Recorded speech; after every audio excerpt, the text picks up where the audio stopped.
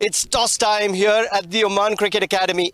Last and final league match, and that's where Qatar are taking on Bahrain in a must-win for that final spot in the finale. With me are the two captains, Rasangika for Bahrain, Aisha for Qatar, under the watchful eyes of Mr. Karthikeyan, the match official. Flip the coin, Rasangika. Conjure is the call. Conjure is the call. It is the Number. Rasangika, congratulations. What would you like to do and why? We are doing batting first today because we have a new players, another two players coming back yesterday. Then they also playing. Then my batting side is strong today. You had a tough game against Oman. What are you going to do differently? Yes, definitely we have to 20 overs we have to bat and put it in the good score in the board. What is that good score like? Do you have any number in your mind? 120 plus. Great. Best of luck. Thank you very much. Aisha, toss not on your side. They're going to be batting first. What would you have done? We would have even go for batting first because we know that if the first inning how the ball reacts to the bat, and it's fast, quick outfield as well. So yeah, but we even prepared for both sides, whether bowling or batting. So inshallah, we'll try to restrict them by 60-65 max so that we can win the match and go to the finals inshallah. Now, you're one of the most experienced players in the side. You've been here in Oman before as well. How much of a difference are you going to make in today's game with that? It's a crucial win, so we have prepared ourselves very well. We have worked on our gaps of the last game, and we'll put in our best efforts here. Good luck. Thank you, sir. Thank you. The news from the centre is Bahrain have won the toss and they're going to be putting runs on board first. A very good afternoon as we are here once again at Amerat cricket grounds. We are on turf number 2 where the women's triangular series going on between Qatar, Bahrain and of course host nation Oman. Sargam Patel with the ball in hand and she'll look to make a difference straight away. Toss won by Bahrain and electing to bat first. So certainly they've got a plan or two here and that's to make a difference. They had a very, very mild game against Oman first up. But this is match number 3. Let's play, says umpire Mira. Or I believe Merita. It's going to be Maria Teresa John. Beg your pardon. Jersey number 58. Immediately an appeal and gives me enough time to introduce my co-commentator, Jamil Zaidi. Thank you, Amin, and good afternoon to everyone watching this third game of the bilateral series between Oman, Bahrain and Qatar. Today is a very, very crucial match for both the teams, for Qatar and Bahrain.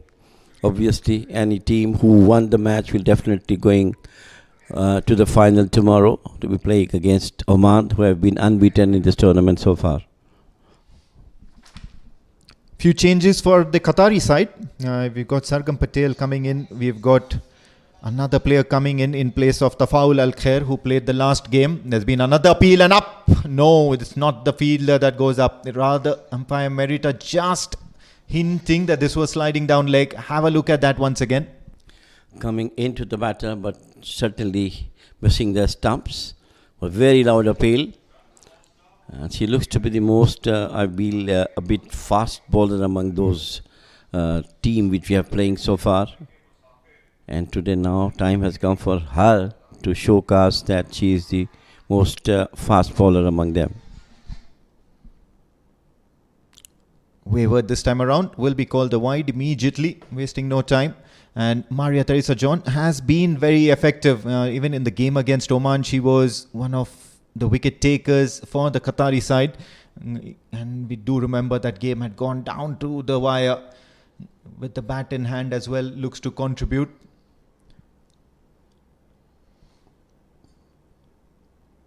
Christina Elsa John and then Maria Teresa John, two very, very prominent figures in this Qatari side.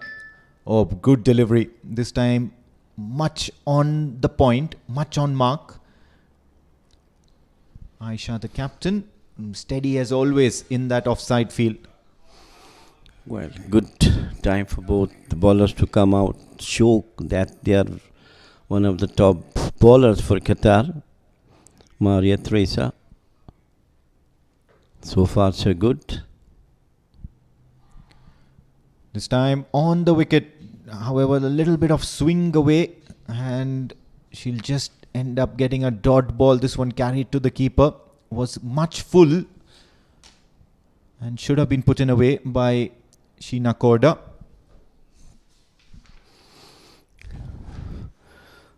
What the Qatar captain has said, that target should be around 65-70, that they have to work very hard to get through this target. She think that she can going to get out.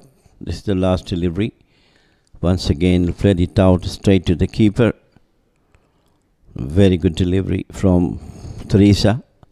What she's doing right away is she's sticking to a good and decent line and length. From here onwards, any mistake from the batter will lead to a dismissal.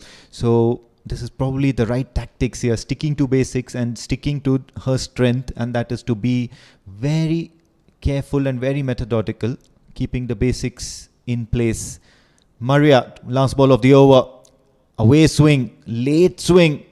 Excellent delivery to end the over. Just that one run, courtesy and extra. Qatar have started well. Bahrain, not so much. 1 for 0 after 1.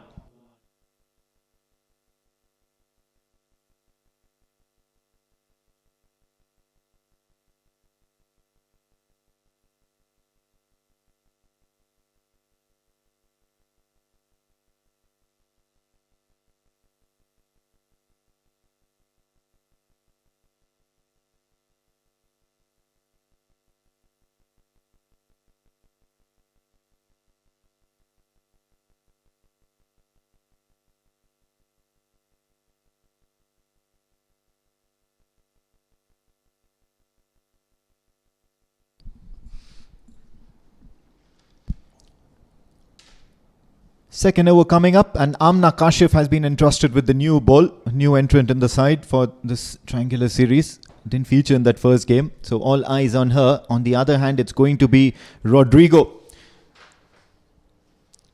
Rasangika Rodrigo from Bahrain, who will face her first ball. Oh yes, interested, an appeal. The only thing that could have saved Rasangika Rodrigo is a little bit of bat onto it. What a start. Exciting start from Amna Kashif. Right into the block hole. Look at that delivery coming into the batter. Beautifully bowled. Almost knocking the stump, but I think possibly the bat has got the edge and she has survived.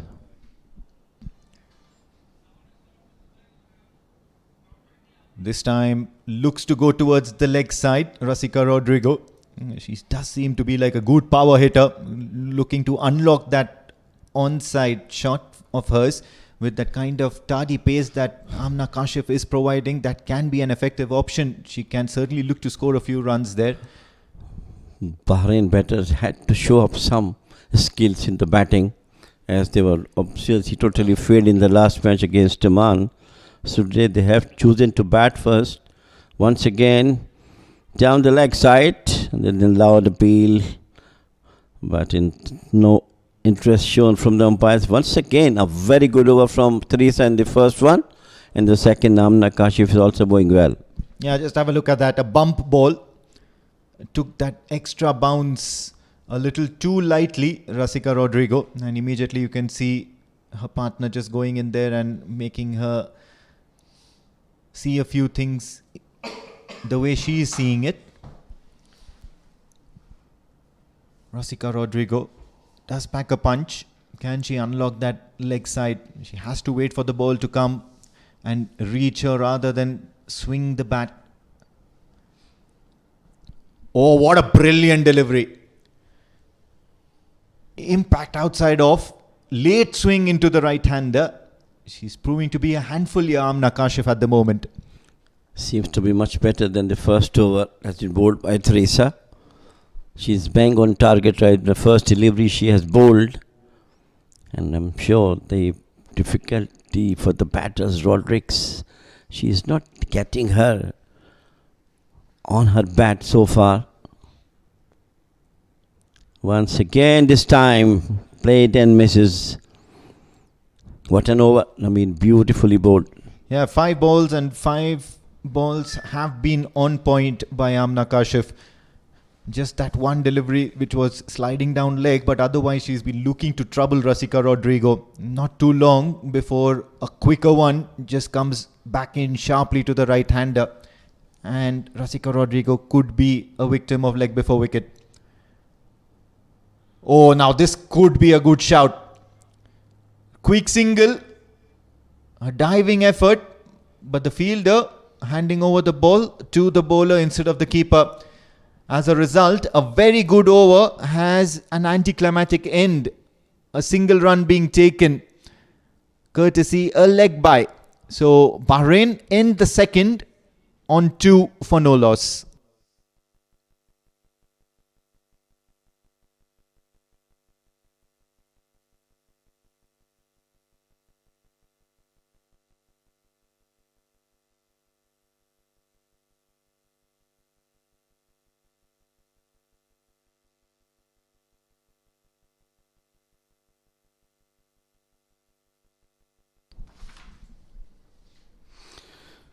Two overs, not a single run being scored off the bat from these two batters from Bahrain, Rodrigo and Korda.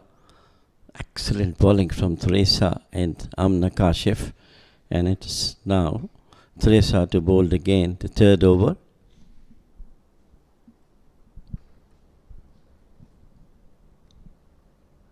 Good delivery. This time gets a little bit of bounce onto it.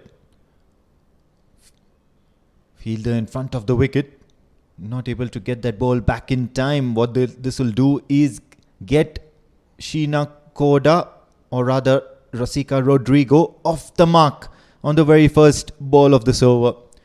First runs off the bat. And finally it comes to the bat of Rodrigo. A lot of work has to be done by the Bahraini batters, as they struggling in the couple of overs, in the first initial 2 overs. This is once again Teresa bowling. Into the slips, could have been a catch, I believe. Unfortunate.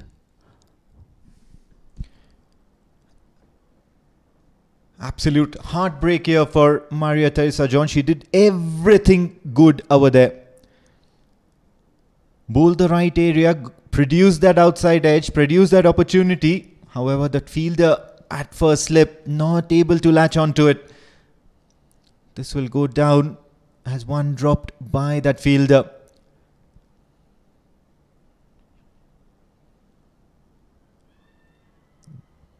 Sliding down leg. Lot of appeals in the first 3 overs by the Qataris. Excitement to the bowlers as they are bowling superbly within the wickets. But of course, the umpires has the more elegant look on the delivery that has been hit on the pad. So far, so good. Runs has to come from the Bahrain batters. Once again, try to heave it beautifully, this time through the cover and rather gully and point region. So finally, one more run come off the bat. Yes, now this one was a more confident looking shot from Sweta Korda. Couple of runs to her and she's off the mark as well. This will do a world of good for the Bahraini batters out there in the centre as well as for the team. And they should be looking to score in multiples from here onwards, make maximum use of that power play. I believe both these two players have it in them to clear the infield, play some good looking shots, strike the ball well. Once again, Maria. Oh yes, this one's in the air. Fielders interested and straight into the hands. It took a juggle or two here. Khatija has managed to hold on. Khatija Imtiaz under pressure at that cover location has managed to hold on, and it's first strike for the Qataris. Well, finally the good bowling comes to a good success. It was once again Teresa who got that wicket, juggled by Khadija, but finally got hold of it. So the first wicket down for Bahrain.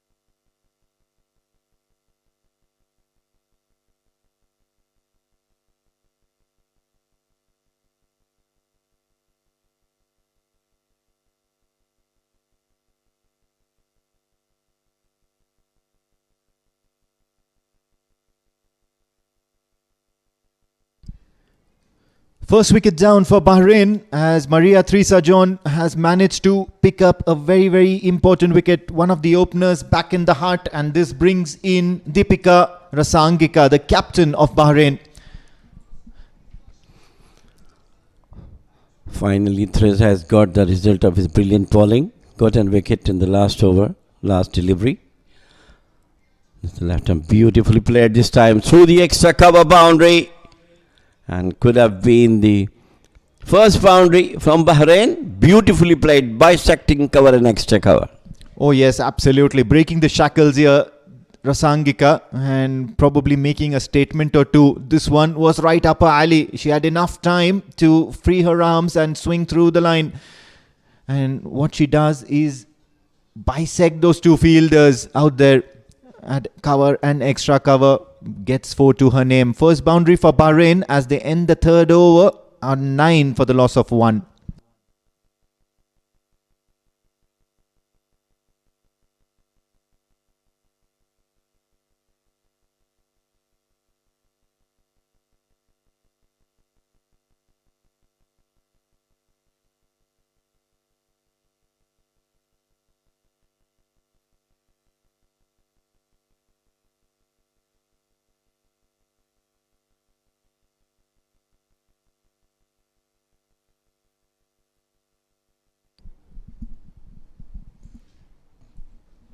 Amna Kashif continues.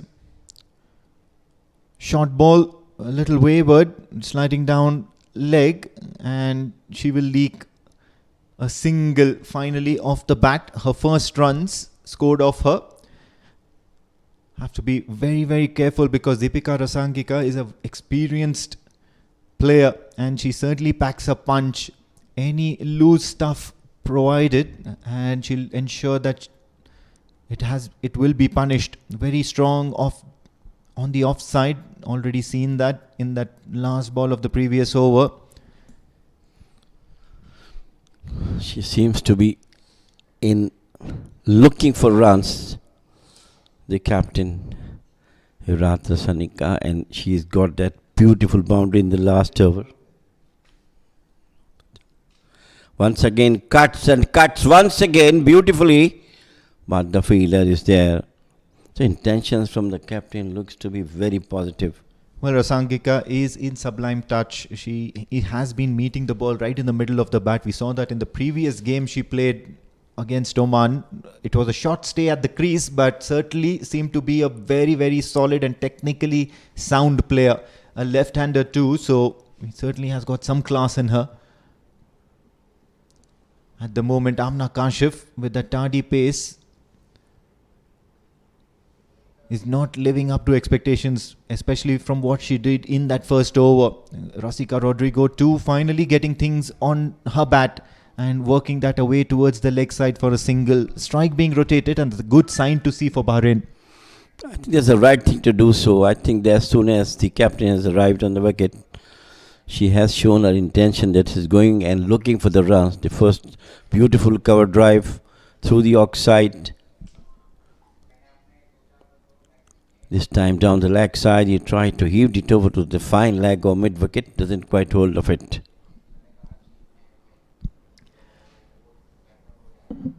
Good scenes here out there in the centre at Amerat, and you see Bahrain winning the toss, electing to bat, and you could see Rasika Rodrigo telling her captain that you could have just hoiked that over or swiveled that over for a 6 over fine leg or square leg. And such is the confidence that they have in Rasangika, the Bahraini setup. Amna Kashif once again just missing her mark, missing a step. She looks to be one of the good bowlers from Qatari side. Amna Kashif. We're talking about Teresa. She is, yes, but Amna Kashif is also showing some class. That he is trying to bowl within the wickets. A good thing from her. He's trying to bowl within the wickets. The right thing to do so. It's the full toss. Misfield there. But no run been scored. Yeah, rare misfield here from Captain Aisha. Usually rock solid in that position. And Rohit just manages to collect that in time so that no mishap can be registered. So no boundary, no penalties for this. Amna Kashif has bowled a long over so far. Oh, this is in the air. This one's cut ferociously. Just a single, but intentions very clear from Rasangika. It was quite short outside the off stump, and she did the right thing to place it out towards the cover point region. And of course, the way she is playing, definitely giving some confidence to Rodrigo, who is there on 3 for 9 deliveries so far.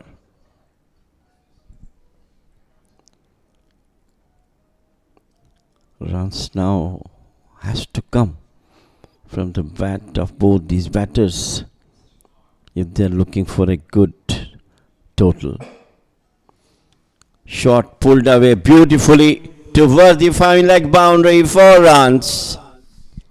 Oh yes, ending the over on a high, Rasika Rodrigo, and that was pretty much what she was indicating to her captain when she was on strike, that if the ball is going down leg, you can still try and score in multiples there. Try to get a shot at it, and probably displaying what she meant. What a boundary to have to end the over. It's 4 overs done, 18 for the loss of 1 Bahrain now.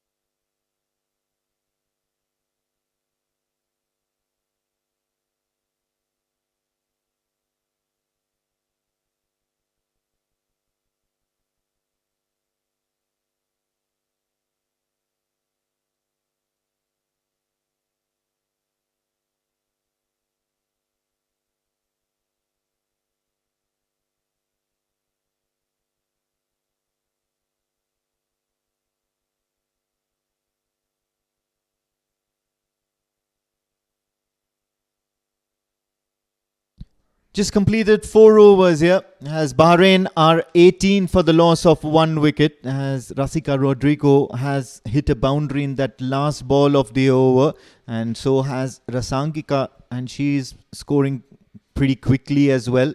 So both the batters out there in the centre have found the boundary ropes. That would mean a little bit of added pressure on the bowlers, and that's to stem the flow of runs. And whenever you are looking to do that, you bring in the left arm finger spinner against the right hander. It's going to be Abe Sekara, and she's had a good day previously against Oman. Can she manage to repeat her performance once again? Oh, brilliant delivery. Looks to loop it once again, keeping it wicket to wicket, and that's been her strength, isn't it? She's a very good spinner. She did good against Oman also, and the first ball was right into the stumps. Orthodox left-arm spinner. Shot pulled, but straight to the fielder. Couldn't stop the single being run between these two. Finally, both the batters now trying to get the runs, and it's coming good for Bahrain. Yeah, was that a drop catch? That did certainly seem to be very, very close. Lahiru Rasangika now looking to come around the wicket to the right-hander.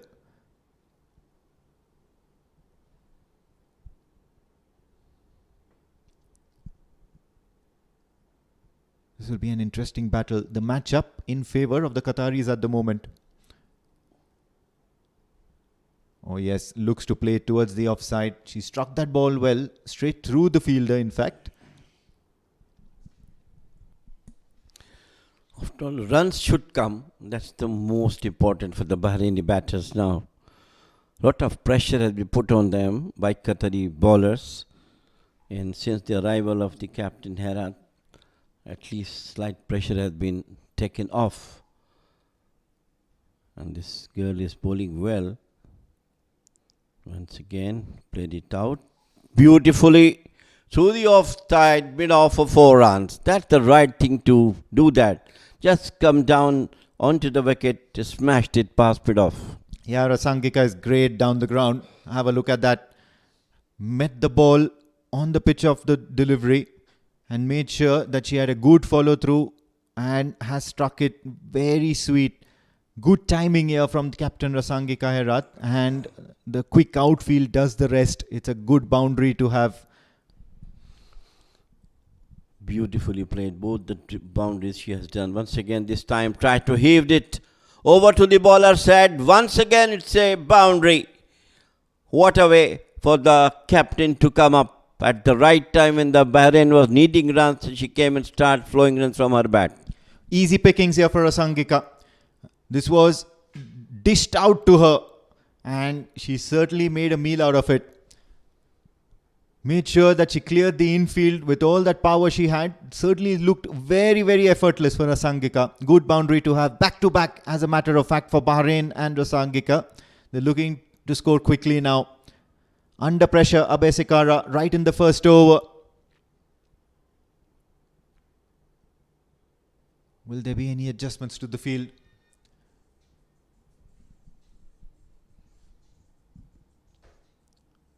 This time keeps it outside the off stump. And that's one of her strong areas. She can deal with it all day long, Rasangika. Ending the over with a single. Plenty of runs, in fact. As many as 11 in the first over by Abesikara, as Bahrain end over number 5 on 29 for the loss of 1.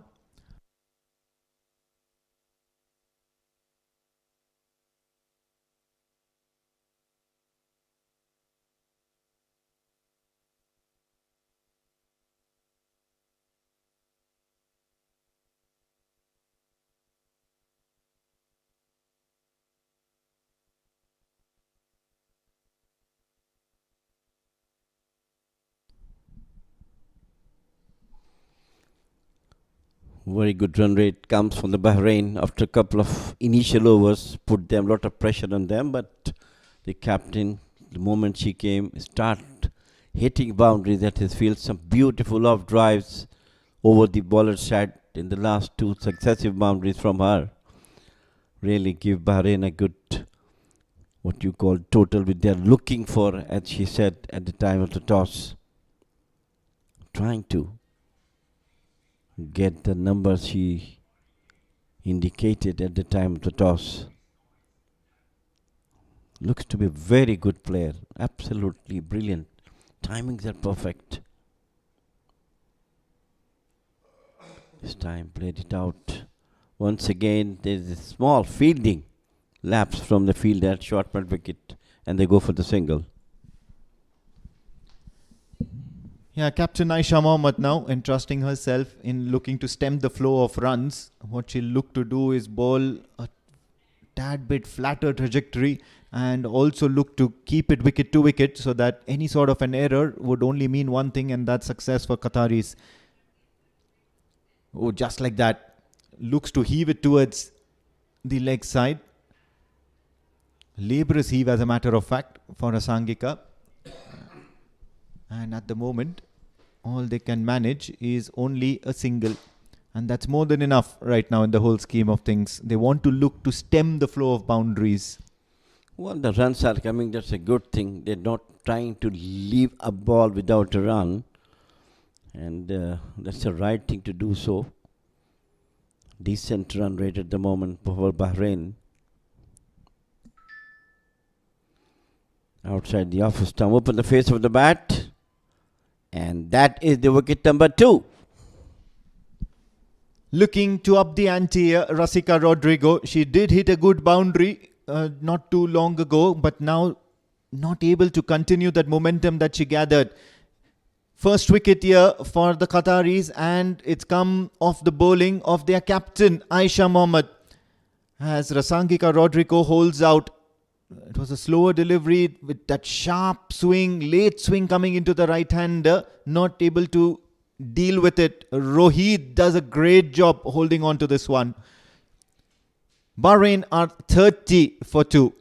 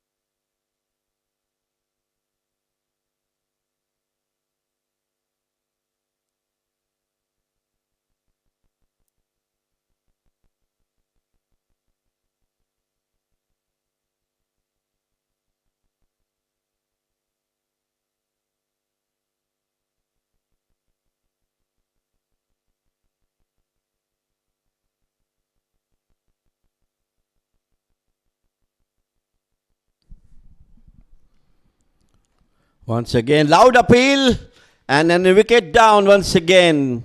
Aisha stuck in 2 deliveries, 2 wickets. Crucial wicket here. Rachel D'Souza was opening the innings in the previous game against Oman and she's stuck in there for a very, very long time. However, on this occasion, she has to go first ball and it's back-to-back wickets for Aisha Mohammed, the captain, the Qatari captain, striking twice in successive deliveries. Have a look at that late swing coming into the stumps and the umpire had no option but to raise his finger. There's a good bowling here from Aisha Mohammed and out comes the celebration. It's the 3rd wicket down for 30 as Bahrain are now hit twice in the same over.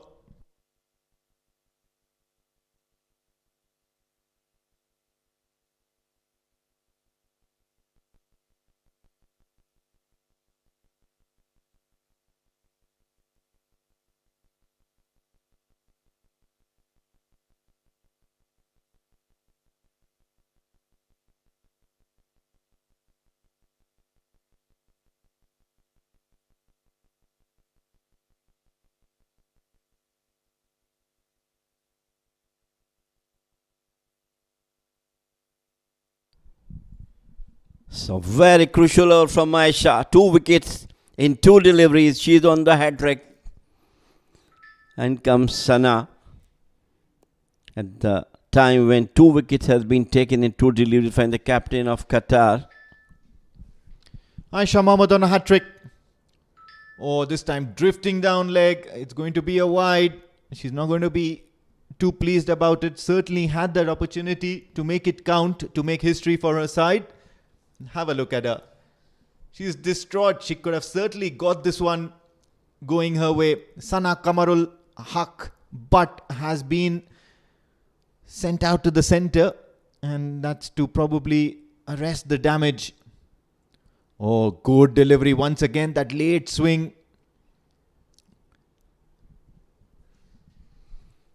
Very, very good over from the captain of Qatar, Aisha.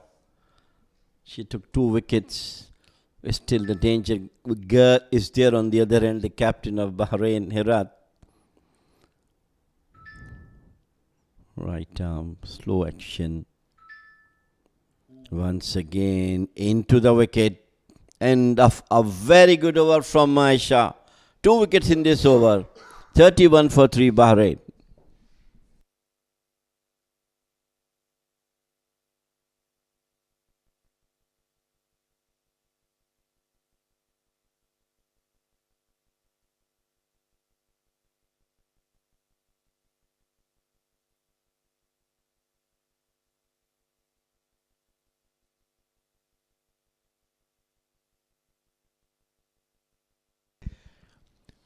Wickets galore, and as many as 3 of them in that power play phase, but not before you could see some good shots from the bat of Rodrigo as well as captain Rasangika in particular, and these came mainly down the ground and of two back-to-back deliveries, and it was courtesy that over by Sakara as she was taken apart for runs, but out came Aisha Mohammed, and a good catch by Rohit Imtiaz meant that she saw her first wicket, and then the second one was courtesy of very, very good delivery, and the umpire raised his finger. Rohit Akhtar now getting rewarded with an over to deal with. Oh, this one's crunched towards the covers. It's racing. It's like a rocket towards the fence. Bahrain are looking dangerous, especially because the captain, Rasangika, is in no mood to take things lying down. Well, once again, a beautifully cover drive through the offside by the captain shows that how nice she is playing those drives through the cover drive. Couple of beautiful boundaries from her and doing her job, being the captain to take the team to a good respectable total. Runs down the ground. And this is sensible cricket. After scoring a boundary, you look to rotate strike and allow the other batter to make sense of things and start contributing. Sana Butt has played just two deliveries, the second one being very, very close to being called out. Luckily, it was that inside edge which saved her. However, that was Aisha Mohammed who was bowling, and now it's Rohit Akhtar. A little less swing on offer by Rohit Akhtar, but she's still very, very accurate. And just when I say she's been accurate, she just lets one go down the leg. It's going to be a wide. She'll have to bowl that one again, and also a run being taken.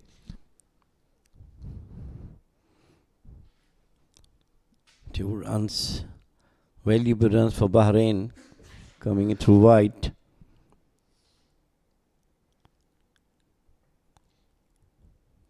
We have seen a good over from Aisha, the captain. The last one got 2 wickets. And Rohit Akhtar is now bowling the 7th over. Pulled beautifully towards the mid-wicket region. But she got only one. If you see the captain, Amerat, is playing superbly. A solid batter she looks to be. Playing all the shots that required in a cricket match. She has been doing that. Absolutely. She's been very, very good, and she's also been very explosive. Once again, a full delivery. The fielders now looking to surround the batter. They know that Rasangika has been playing some attacking shots. So probably the Qataris now realize that they're better off having Sana Butt, who's the fresh batter out there in the center, and take or provide most of the strike to her so that they can look to get her out. This one straight to the keeper. Right into the hands of the keeper. Still not looking to attack the stumps, Rohit Imtiaz. She's taking the chances to bowl outside the off stump, try to get a snake off the bat. So far she has given a boundary in this over. Once again she tried to bowl outside the off stump and no run been scored. So end of over number 7. It is 41 for 3 Bahrain.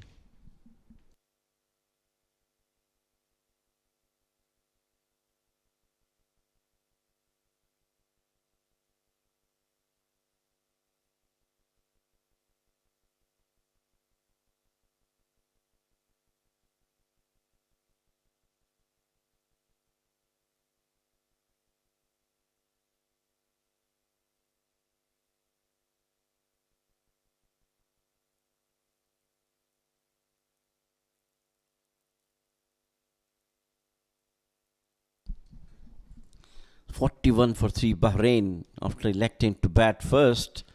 Right time to introduce my co-partner Pranav Mehta. Pranav, from here on, what total you believe what Bahrain was introduced to you and said, are they going to get that one with the captain playing a superb knock? Oh yes, it all comes down to Rasangika rather.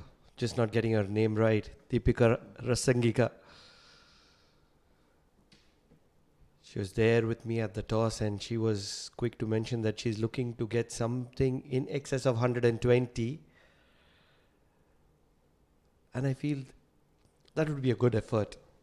With the kind of person she is, she was, if I'm not getting my facts wrong, she was one of those persons under whose captaincy Chamari Atapattu, the world-class Chamari Atapattu, debuted.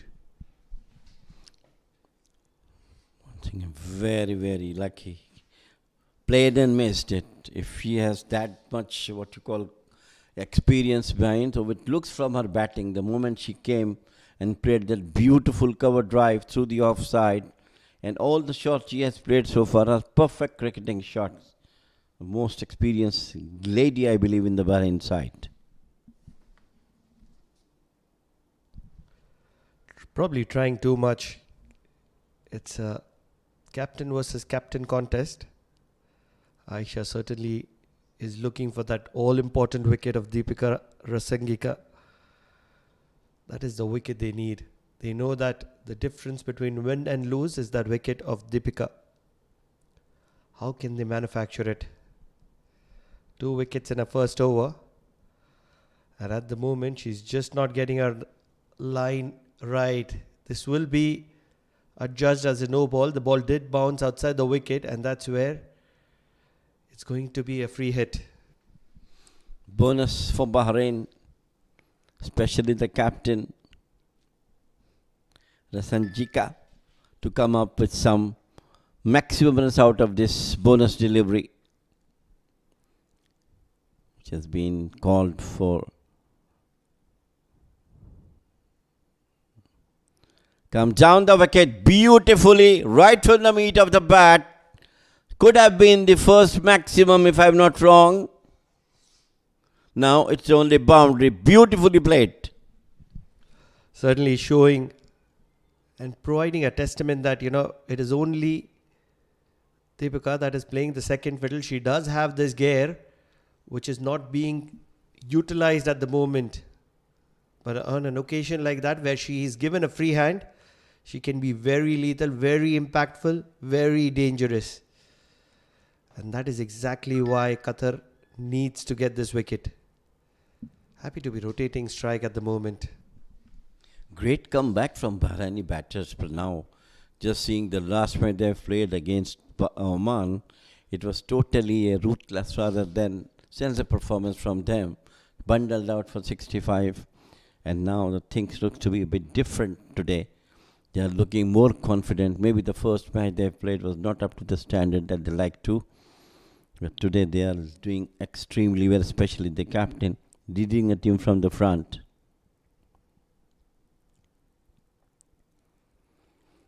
Played it out by Sanabat toward the extra cover.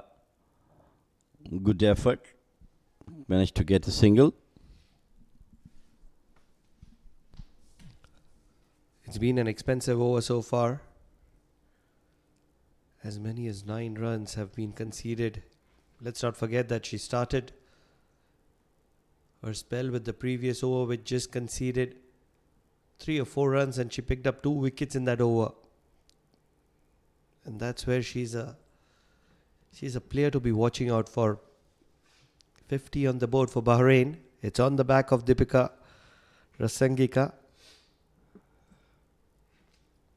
She's going strong. She'll need to go deep. Swinging away in the air. It's going to be falling safe. 8 overs done. 51 on the board for Bahrain. They've lost 3 wickets in the process.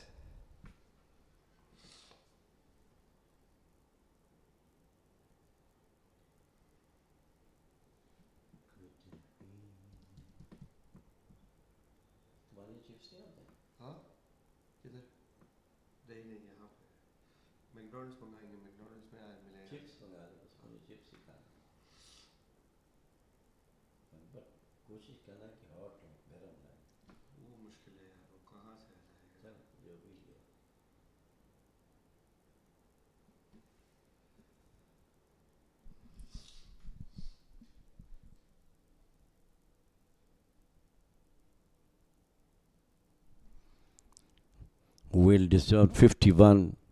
Good score as far as the Bahrain is concerned. It's only 8 overs being bowled. The run rate is excellent.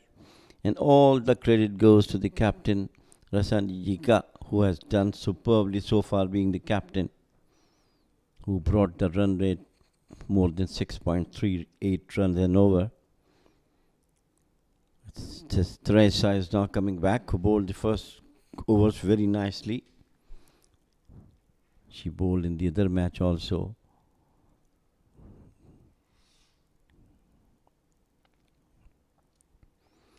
Wavered outside the off stump. It's a wide ball. This could be a very interesting call. They do understand the importance of Deepika's wicket, and that's where probably Maria has been brought back into the attack to bowl a third over. Does generate a little bit of an extra pace compared to others, and that's where maybe a slight error in line or judgment could make a difference. Jamil bhai, you've been around for a long time. Do you think it's an important ploy? That's the right thing, because the Rasangika is really doing great job for Bahrain. Now time for the captain of Qatar to stop the flow of runs from Rasangika's bat. Right thing to brought in up, because she bowled well. And I think it's the right thing to bring her at this stage where the runs are flowing. So the only thing is stop the run rate flow from these two batters, especially the Rasangika, the captain.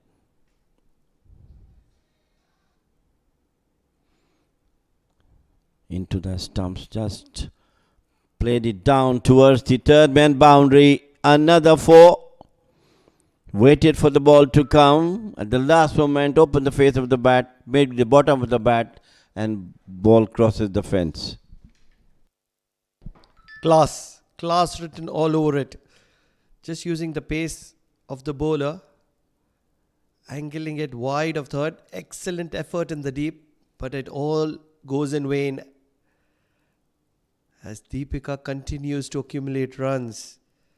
35 of the 58 runs on the board have come from the bat of Deepika. Let's not forget that Qatar have conceded a lot of extras as well. And that's how important this contribution from Deepika stands.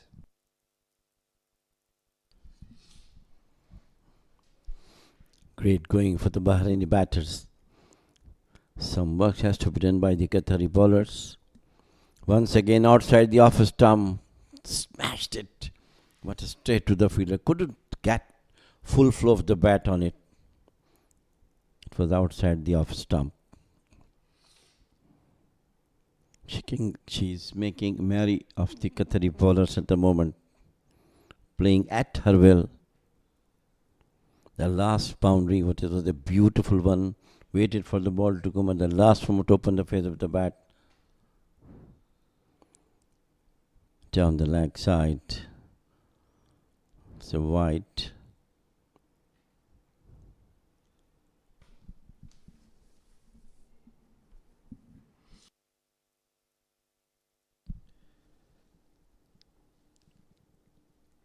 If you have a look at the scoreboard, 35 runs have come from the bat of Deepika. Add another 14 runs which have come in terms of extras. That is 49 runs. The other 4 batters, except Deepika, have managed to contribute 11 runs from this 60 runs. And they haven't looked very convincing as well. That is the difference. That is the impact which Deepika brings to the side. Obviously, it goes without saying that the kind of experience she holds behind her back is it just can't be compared to anybody else. Absolutely, yes. Thanks for informing us. She is one of the most experienced lady. But now, she played with the Sri Lankan top. Chamari Atapattu, one of the best batters in the Sri Lankan side. This one once again a wide. The extras are really creating problem for Qatar.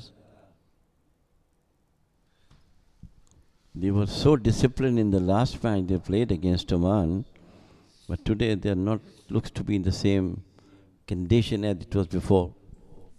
Oh, I have some more facts.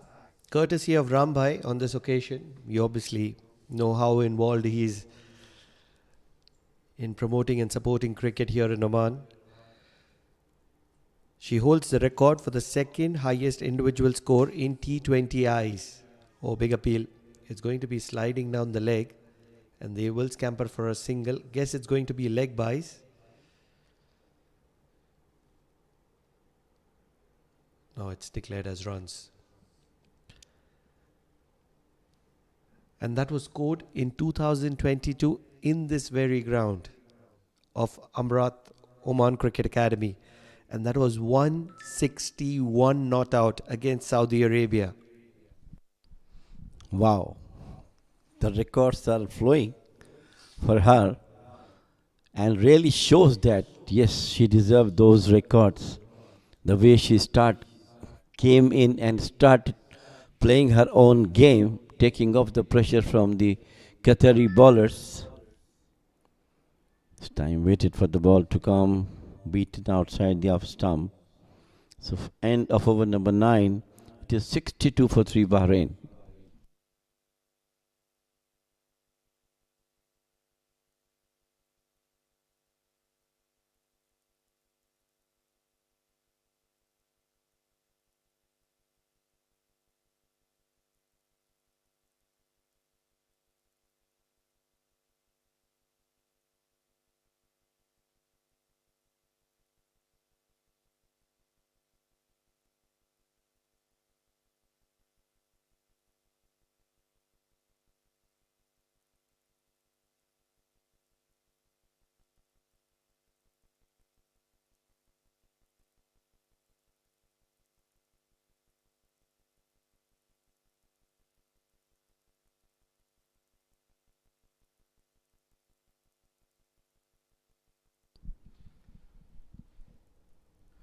Maria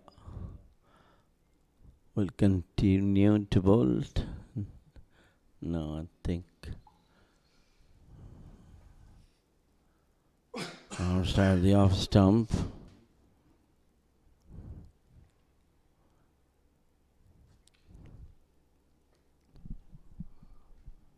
Everyone now that comes into bowling has been expensive. Even Maria in that over was very expensive. Aisha was expensive in the previous over to that. Rohit Akhtar comes into the attack. She conceded 7 runs, or rather 8 runs in the first over. It's that phase of the game where it is Deepika Rasangika is just spreading wrath over the opponent. She's taken the game in her control, and it'll just be right for Qatar to have the opponent, the other batter, on strike for majority amount of time. The bulk of the runs came off the bat of Rasangika, and I think Qatar has to adopt some technique to stop flow of runs from Rasangika and give more chance to the non-striker batter at the moment. Once again, Rohit Akhtar bowled down to the outside. But it's still a long way to go. Almost half of way has been done. 9.5 overs been bowled. And run rate is excellently 6.53. It's a very good run rate. Once again, outside the off stump, cut and cut nicely. What a valiant effort. Brilliant fielding by the fielder. Managed to get single and brought Rasangika onto the strike. I think they've done well in this over so far. They've understood that keeping Rasangika out of attack for majority part of the time will do the trick. But now they'll have to finish the over well. With a couple of deliveries left, they would want to play the defensive game. They've attacked her partner, Sana Butt. Cut well. Everything that comes from the bat of Rasangika travels very quickly. This time it's just going to be a single, and that's going to be in favor of Qatar, the way the proceedings have been going on. Yeah. She is playing the perfect shots.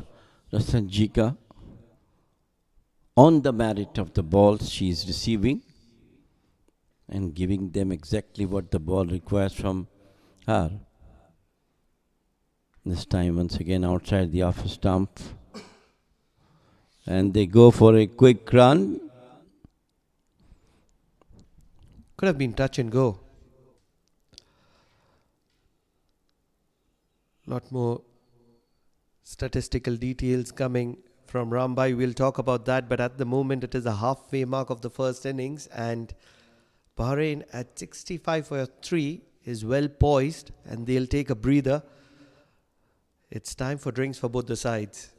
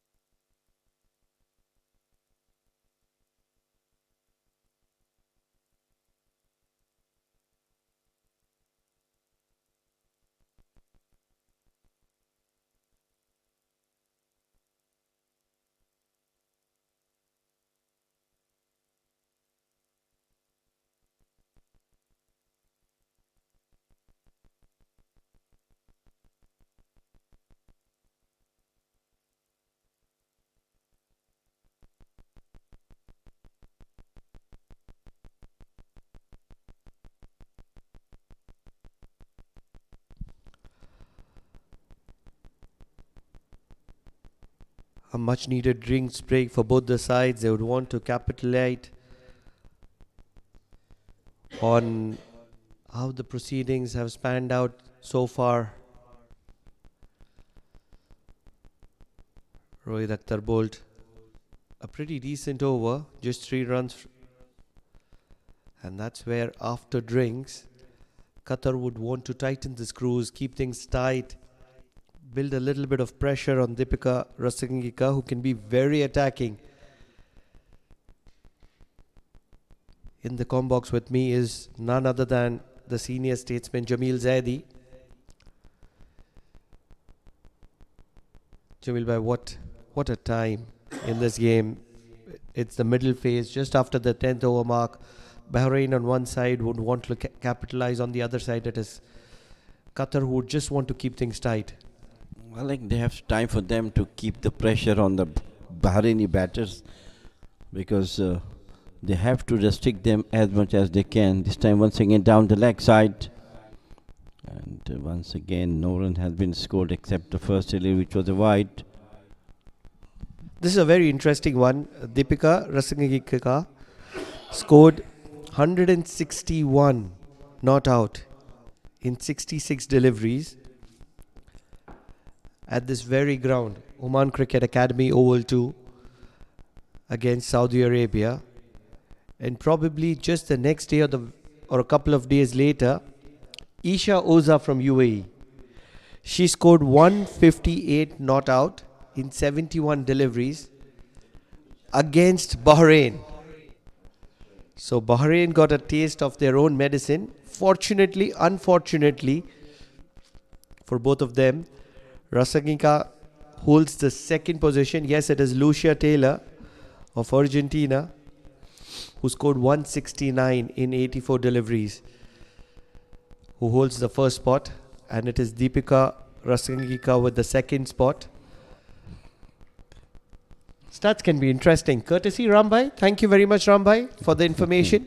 You took word from me. I was about to say about that. Ram doing good job at home, helping us, even in the office as well. Scratching the records, and keeping us updated. Thanks, Rams, once again.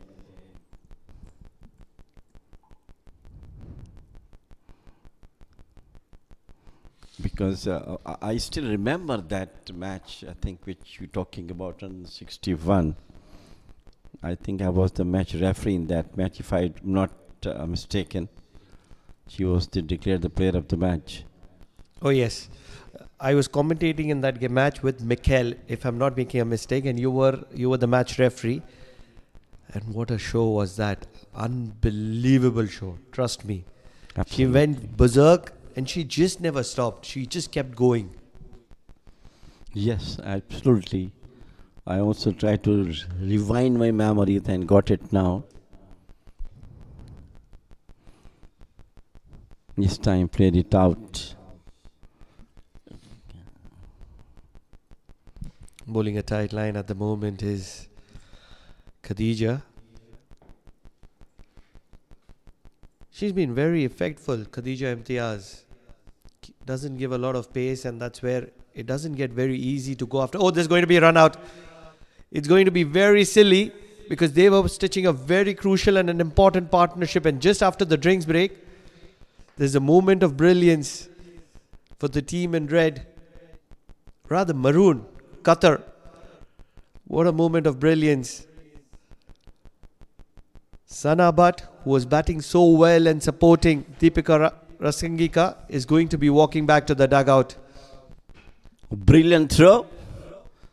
Nice work done by the wicket keeper, and wicket number 4 back to the dugout for Bahrain.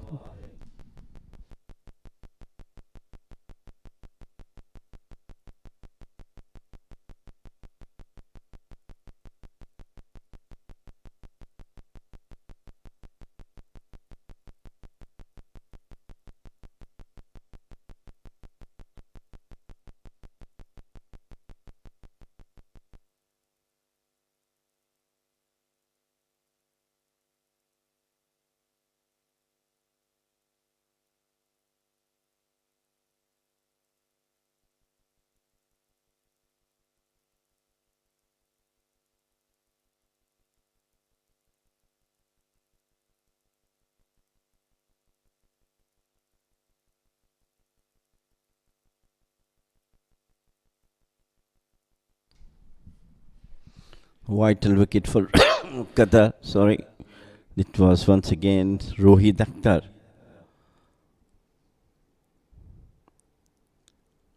The captain, Rasangika, doing a great job on the other hand, holding the innings together with her brilliant stroke play. Pulled into the air, but dropped the ball between the fielders. One more run to the total.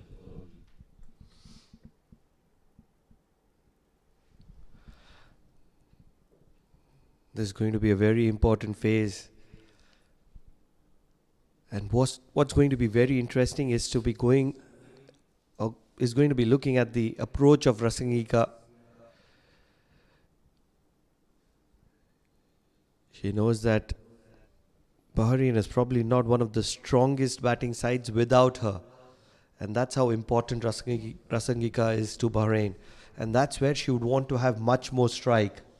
She's a different player, completely in a different league. Well, here the technique come from the captain of the Qatar. He tried to keep her away from the strikes as much as she can, Aisha.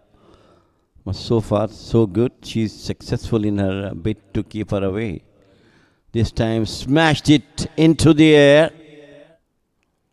Just dropped in front of the Aisha, the captain of the Qatari side. They managed to get a single.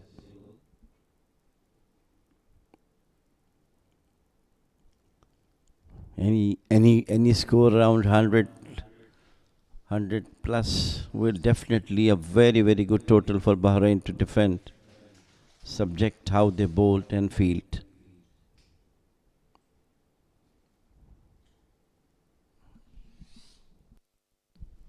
Cut well. Rarely there's a ball where she is not in control of the game. The very elegant Deepika Rasangika. Very special player. She's played top level cricket in Sri Lanka, and if you have captained a side where Chamari Atapattu has debuted, that shows the quality, caliber, potential of Deepika Rasangika. Big heave, goes in vain. She's missed. But the bowler doesn't miss. The timber has been disturbed. A very short stay for the batter. As Rasangika on the other end watches in disarray. She cannot believe it, but she's going to be running out of another partner. Once again, straight ball coming into the stumps and rattled the stumps, tried to heave it across the line. So wicket number 5 for Qataris, and the captain Rasangika must be at the other end waiting for some batter to come and help her out to get the maximum runs.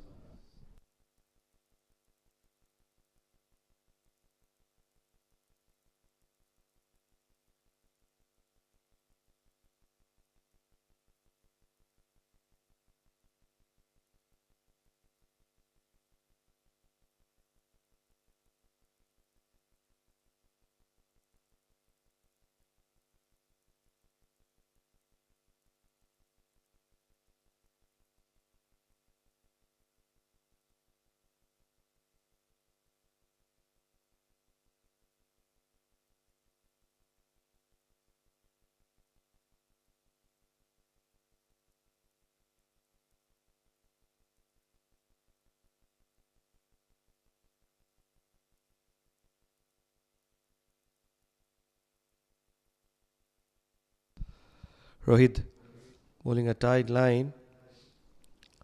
She's been critical to the performance of Qatar. She came in just before the halfway mark, and she's been dominating the affairs ever since then.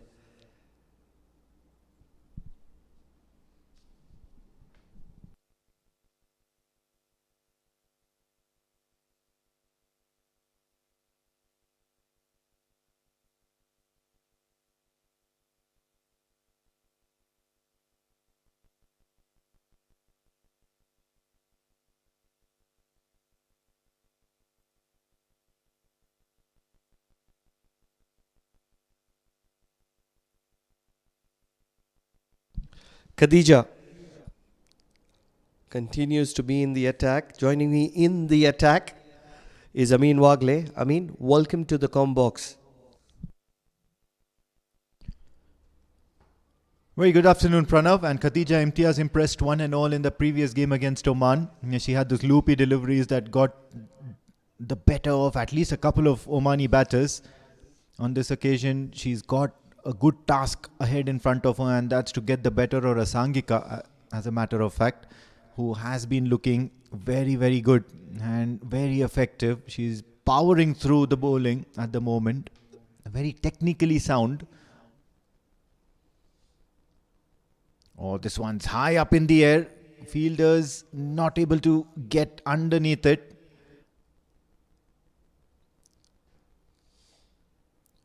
Khatija Imtiaz should be looking to bowl a little bit more quicker than she is normally doing it. Flighted. And once again, that waiting game for the batter to when to bring the bat down. It's always going to be in favor of the bowler whenever that happens.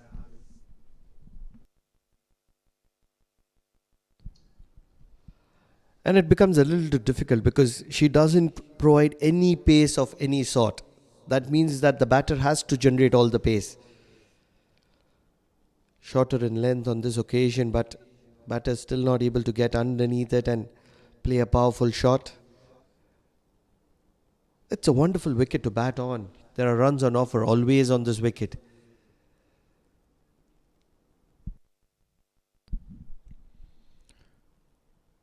Once again, just looks to push it around, and it's not going to be an easy task. Khatija Imtiaz very effective against Oman as well. Similar sort of ploy.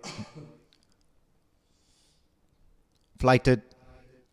Catch it is the call. Straight into the hands of a waiting Jitru Chandiru, who doesn't drop many. It's a wicket for Khatija Imtiaz, finally getting the better of the batter. Not sure whom to commend. Is it the bowler, Khadija? Is it the fielder, Gertrude? Or is it the captaincy of Aisha? All three play a part. As Bahrain loses one more wicket, they are having a brain fade movement rather than getting Deepika Ranasinghe on strike. They're just throwing their wickets, and that is going to be putting a lot of pressure on Deepika Rasangika, who's standing at the non-striker's end without any effect on the game at the moment.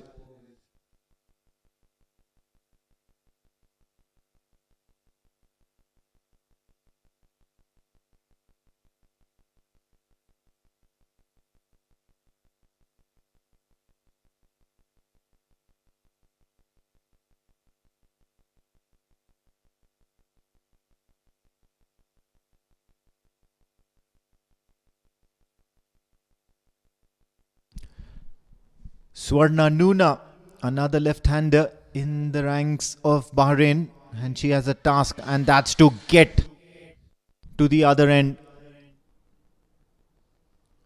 Oh, catch it is the call. New bowler in. Rasangika still continues the onslaught. No damage done. It's quite commendable here the way Rasangika is operating. She's still not bowing down to the pressure of losing wickets on the other end, running out of partners. She is continuing to score, and score big, and score quickly. This was a ferocious cut above the fielder, so challenging that fielder at backward point as well. Once again towards that point region. There is a fielder out there. And captaincy of Aisha has been spot on. She does realize the strengths of the batters very, very quickly. She measures and keeps the fielders in the right positions. Doesn't mind a single being taken, but what she does is dry up the boundaries. That adds up to the pressure, doesn't it? Certainly. Ever since she's come into the attack, she's kept things tight, and that's what has made a big difference. And most importantly, it is Deepika Rasangika who hasn't got those boundaries which she was accumulating on regular intervals. She's been off strike, she's not been able to get boundaries. Hence, what we spoke about, that 70 or 80% runs which have come from the bat of Deepika Rasangika is not being on strike, means those 70 or 80% flow of runs have been restricted, and that's a big amount. Agree with you completely. Now, on the other hand, the bowlers are also doing the right job, and that's keeping it wicket to wicket, keeping it very simple. Oh, inside edge. Saved by a whisker, or rather just a splinter of a bat. Looking to take that second run. Better sense prevails. So Rasangika will face what could be probably the final deliveries of this over. Rohit has been accurate. She's the one who got started with the wickets earlier on.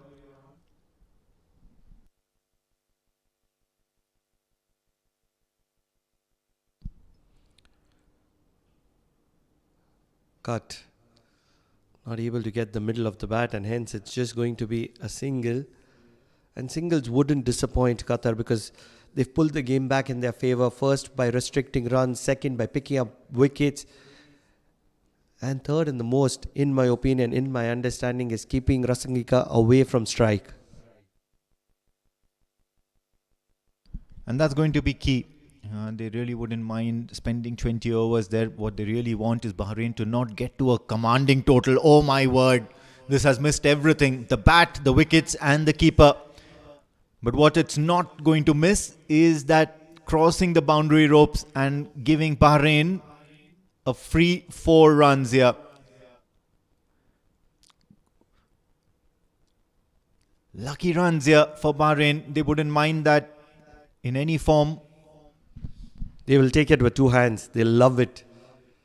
Just when the going was getting tight, they found a way to get a boundary, and that'll work in favour.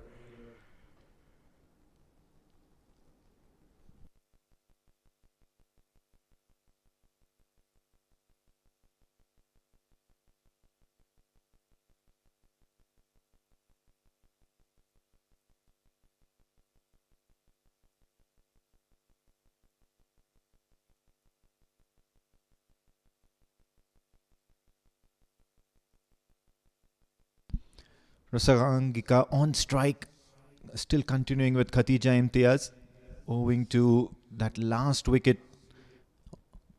which happened on the last delivery of her over. So probably rewarding her with another one. Have another go at the batters, try to get them out as soon as possible. The new batter, right-hander, on strike. Slight turn, pushing it away from the right-hander. I really feel that the kind of pressure that is on Bahrain at the moment, Khadija has a prime opportunity to pick up another wicket. Because the batter, in my understanding, is never going to be sure whether to take a single or to go after. And Khadija is that kind of a bowler that can create opportunities. Just as we were talking about that, a very full delivery right onto the bats. Probably would have been sliding down leg. Suggested Empire Merita. But what a moment. Oh, absolutely. I do believe she's bowling those very, very uncanny leg breaks.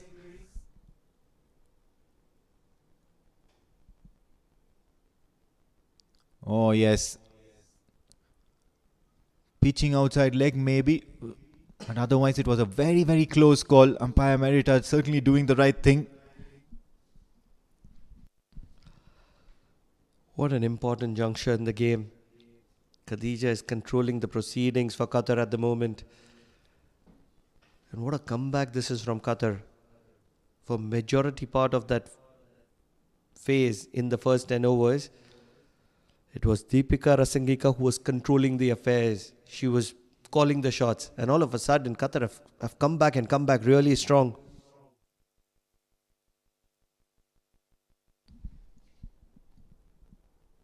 Another loopy delivery, this time a flatter trajectory, and immediately the right-hander Swarnalata manages to swing this one. It's going to be a boundary, a well-deserved one, because this was precise and this was placed to perfection.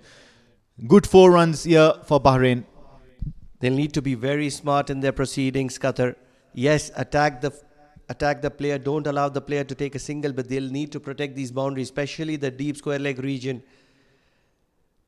Because every time you put the batter under pressure, they'll try to do something different, and this is exactly the case for that. The game in progress. Even Steven fighting for that important position in the finale.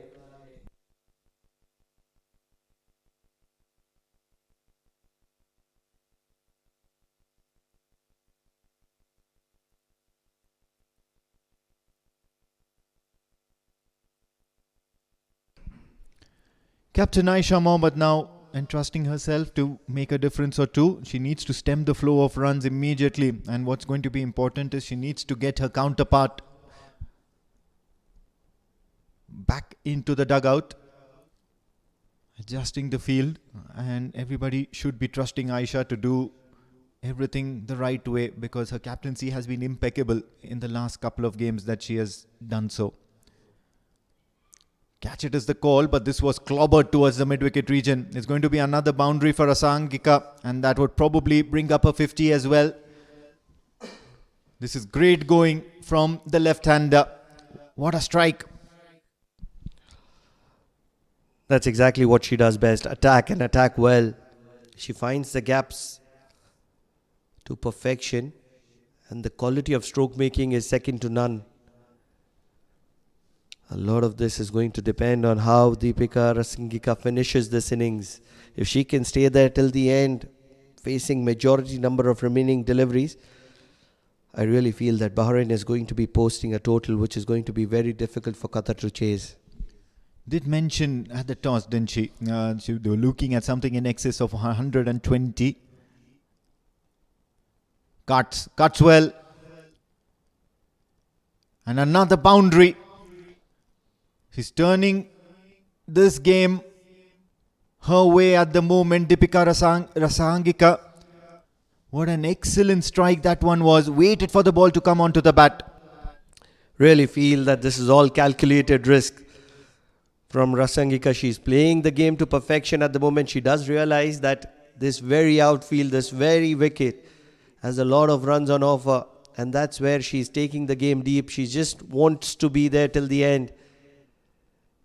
Can she carry her team on her back to the finale? Oh, another sweep. This ball is travelling very quickly towards the boundary. 3 boundaries in a row. Deepika Rasangika has cut loose.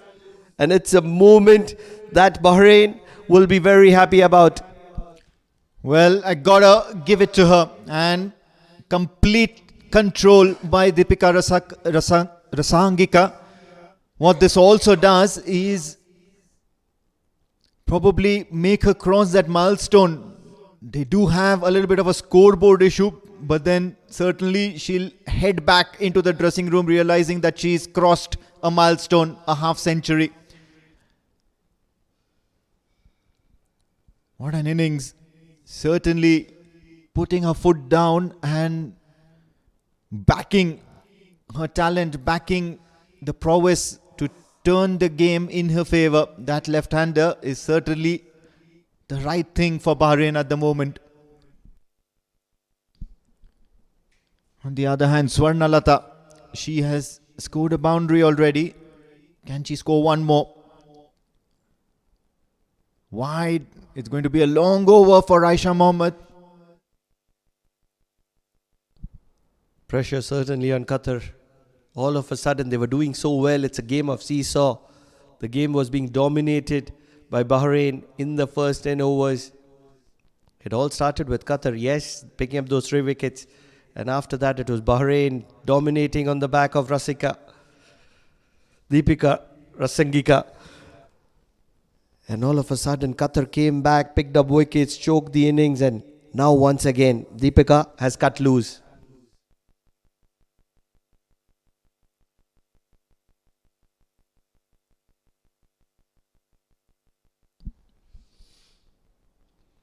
In the air, will cross the fielder. It's going to be a long chase.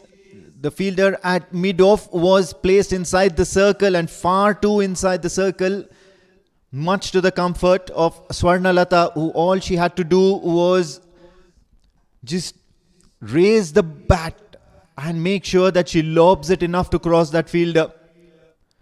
Caught napping on this occasion. Is going to be a boundary, another boundary to end the over.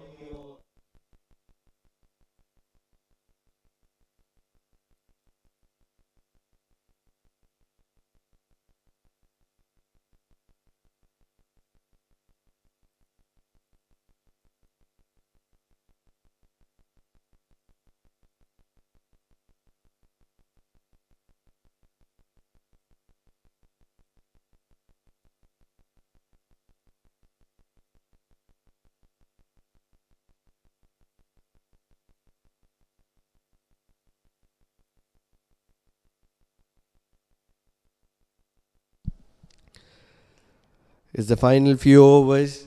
Bahrain would want to get as many as possible.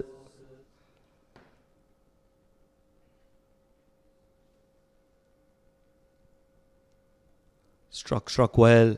In the gap, there is protection in the deep. That means it's going to be just a couple of runs. Good running between the wickets by Bahrain at the moment. They need to make sure that as much as possible, Deepika stays back on strike. Jethru Chandiru, and she picked up a wicket or 2 in the previous game as well.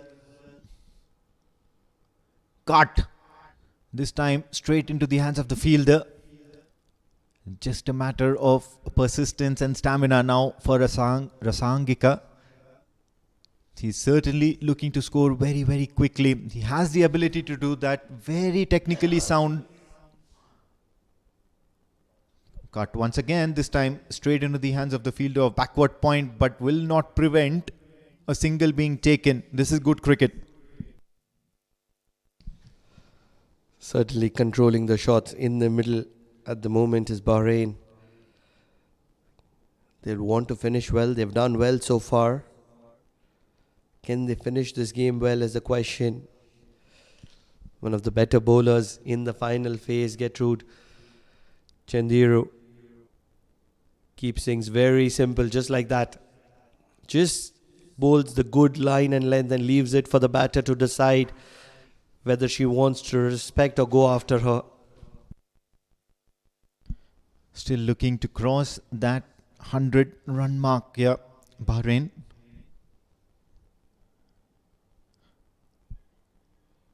Quick single, trouble. No damage done. And this is still turning out to be a fighting knock, both for Swarnalata as well as Rasangika.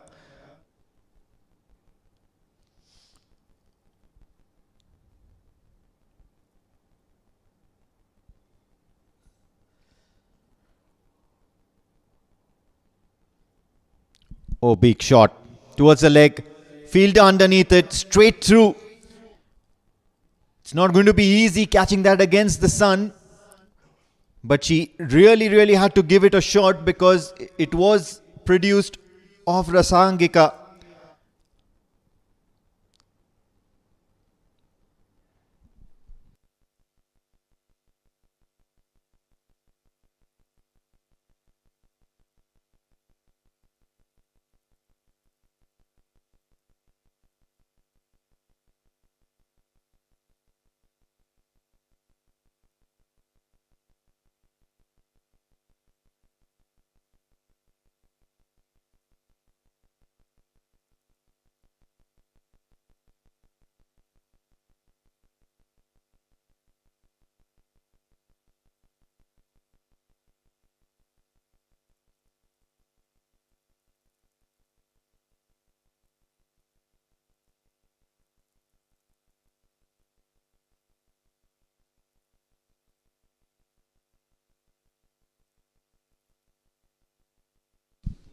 Khadija comes back into the attack.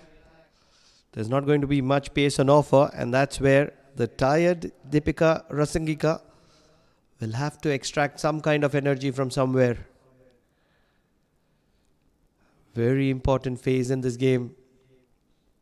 Yes, both the teams have done well so far, but they would want to be finishing well. That's so important.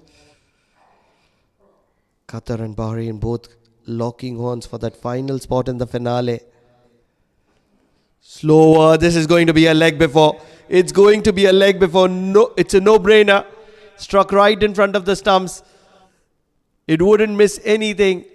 And Empire Zaman Qureshi was very quick to adjudge her leg before. Swarnalata, who is doing well to support Rasangika, is going to be walking back to the dugout.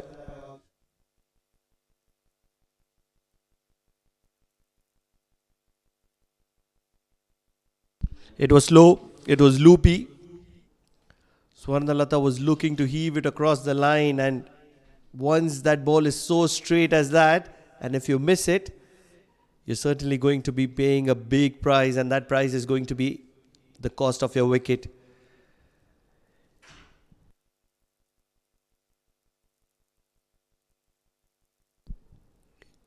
In walks Reema Nazar to join Rasangika. It's the final phase. It's the business end. Bahrain would want to get as much as possible.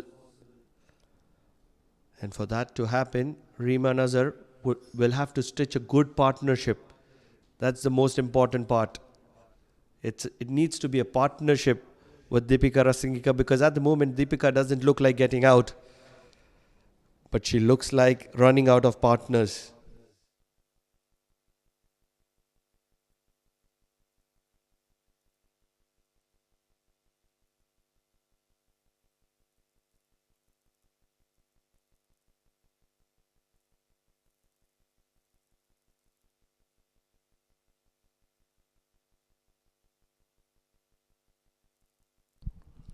Certainly they are not very happy about something. Not really sure what that is.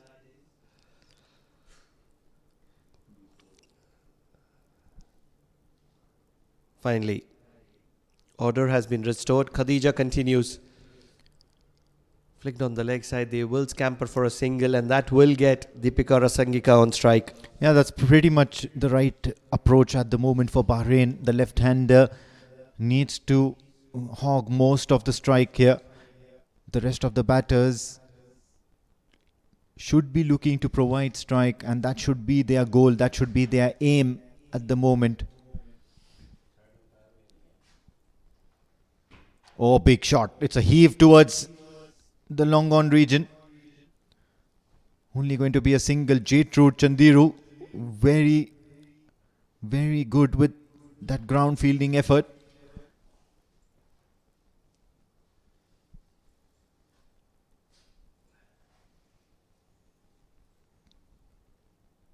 Wide, wayward delivery. Khatija Imtiaz just missing her mark, and we've noticed that with Khatija Imtiaz quite a bit here, and that's because she has been bowling back-to-back overs. Bowled 4 on the trot in the previous game, and then the 4th over was where she leaked most number of runs. So probably not the right approach really, with the way they should be treating Khatija Imtiaz as bowler in the death. Loops it in. This one's high in the air and through that. I believe that is Maria or Catherine Elsa. Beg your pardon. This is the second catch that's gone through her. Oh, should have held on to that one. She's generally a decent fielder, but under pressure, a lot of people fumble, and that's exactly the case with Christina Elsa. Khadija, this is the wicket Khadija needs to pick up. Slower, not able to reach the ball, run out opportunity, goes down begging. This is what happens when you're looking to score runs very quickly. You tend to take that extra bit of risk. On the other hand, Qatar has once again just spoiled things here. Christine Elsa has been shifted positions courtesy this couple of drop catches, and now she fumbles. That split second fumble and misdirection in throwing the ball towards the right end, and we come to the end of another over.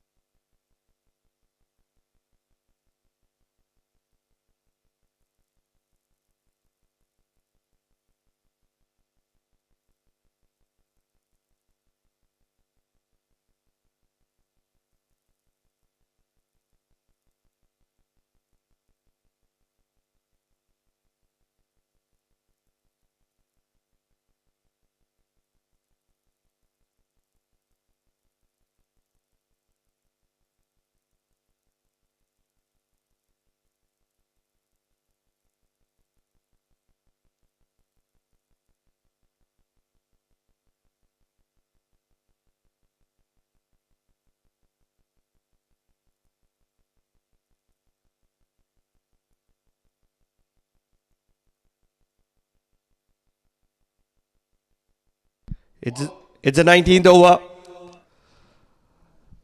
Field being brought in, and as a result of that, it has produced a wicket of brilliance. What a moment is this for Qatar. The captain, Deepika Rasangika, has had a brain fade movement, trying to heave it across the line, gets a top edge, and it's been caught well at short third. Well, it's Jetru Chandiru, who has done the magic trick. As Deepika Rasangika has to head back into the pavilion.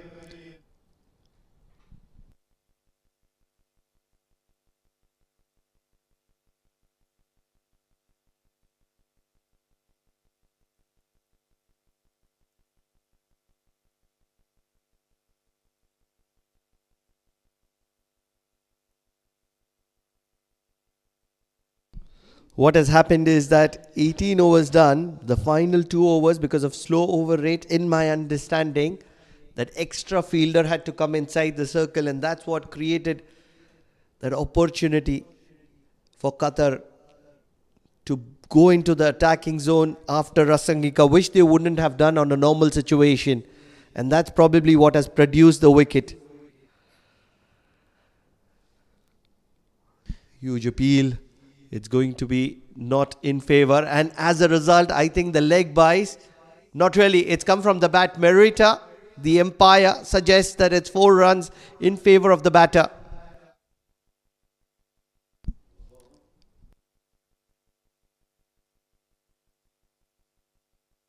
Rasangika scored 66 before being dismissed, and now it's going to be Nipuni Nadira and Reema Nazar on strike. However, Nipuni Nadira has just scored that boundary of the very first ball that she has faced, and now looking to rotate strike. So this is good cricket here. Rasangika has been dismissed for 66 of 45 deliveries. What an innings that was. No celebration as well for her half century, because she knew that her job was not done yet. As a result of that single, they've crossed 120. Loud shout, and up goes the finger. Another wicket down. As Reema Nazar will have to make her way back into the dugout. This is very, very good by Chandiru. She's keeping it very tight. What a spell by Chandiru. Going on the back foot, and when you're so close to the stumps and you're impacted right in front of the stumps, there's nothing that the ball is going to be missing. Confirmations from umpire Amerat as she raises a finger.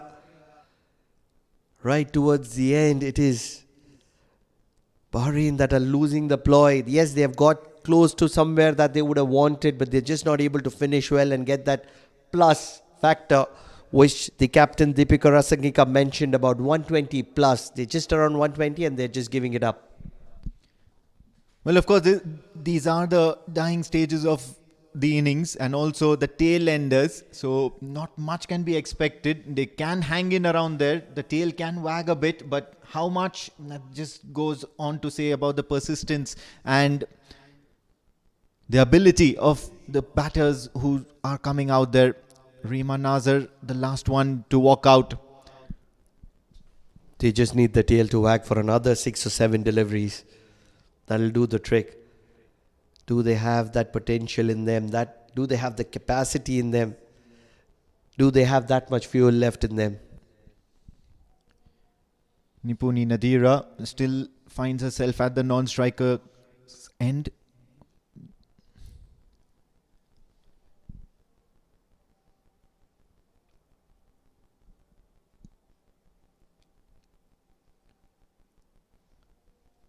Few more deliveries remaining in this over.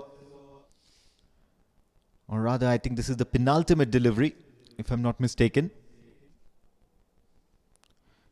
Jetru Chandiru.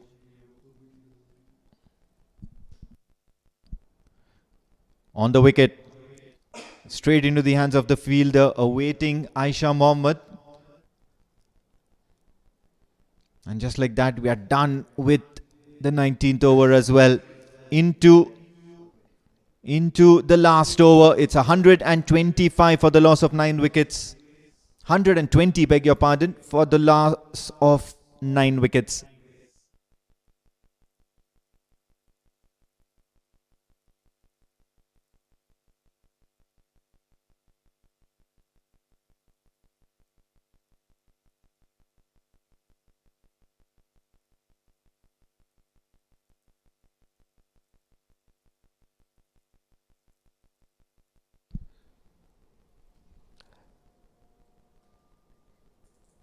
It's the final pair for Bahrain. They're at 120.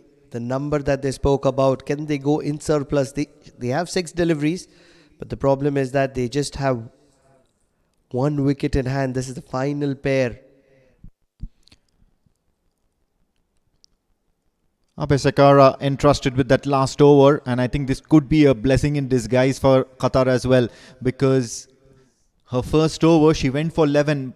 However, these 11 runs were scored courtesy Deepika's onslaught, and after that they just kept Aisha very, very secluded and quiet. And now this last over to wrap things up for Qatar is going to be a very good idea for Captain Aisha Mohammed. Aisha normally very effective, has those loopy deliveries, and all she needs to do is back herself to end the day with a wicket to her name. Almost everyone is inside the circle. The only fielder in the deep is deep square leg, and she comes into the action. Oh, they're pushing for the second, and they will get it courtesy of some misfield. Aisha Mohammed's field placements have been very, very impressive. It's just a matter of time that the fielders really need to step up to the plate and do their bit with some sense of responsibility. Aisha, she's been doing the right thing all throughout, but now you know that Nipuni Nadira is very strong off the leg side. Now it's going to be a wide. She'll have to bowl that one again. On a day when no other batter has got to the double digits, Deepika Rasangika found a way to get to 66 or 46. On her back, they've got to 123. They still have 3 balls remaining. Can they make it count? Sheetal Hate on the non-strikers and Nipuni Nadira on the strikers, and she's been scoring quickly. 7 of 5.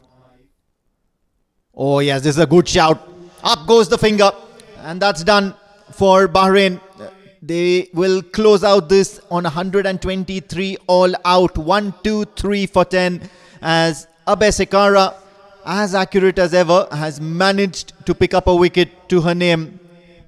What an incredible delivery from Lihara Aisha.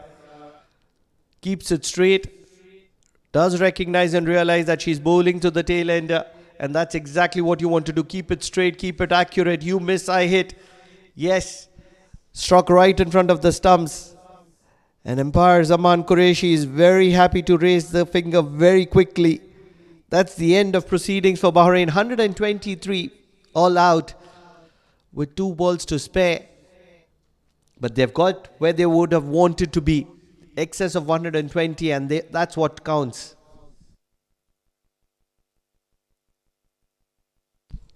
Let's have a look at that batting scorecard. Suita Valentina Koda 2 for 10, and Rasika Rodrigo also 8 for 12. And then of course that big hearted effort there by Captain Deepika Rasangika. 66 of 46 deliveries. Sana, Reshel, Ishara, Sadam Ali all couldn't contribute much. Swarna Lata Nuna scored a boundary. She scored 7 of 14. Rima Nazar a couple of runs. And then Nipuni Nadira 7 of 6 with a boundary to her name as well. All in all, it was an effort that had almost about 20 extras as the second highest scorer of that batting scorecard. 121 all out from their 20 overs. The wickets were shared by almost everyone. Maria got 1, Lihara got 1, Aisha got 2, Rohit got 1, Khadija got 2, Gertrude got 2. But in my opinion, that over from Aisha where she picked up 2 wickets, and especially that over from Gertrude where she picked up a couple of wickets, that's where Qatar was able to come back into the proceedings and dominate the proceedings. Yes, Khadija bowled well as well. She was very economical. But all in all, it was a perfect team effort in the field with the ball in hand for Qatar.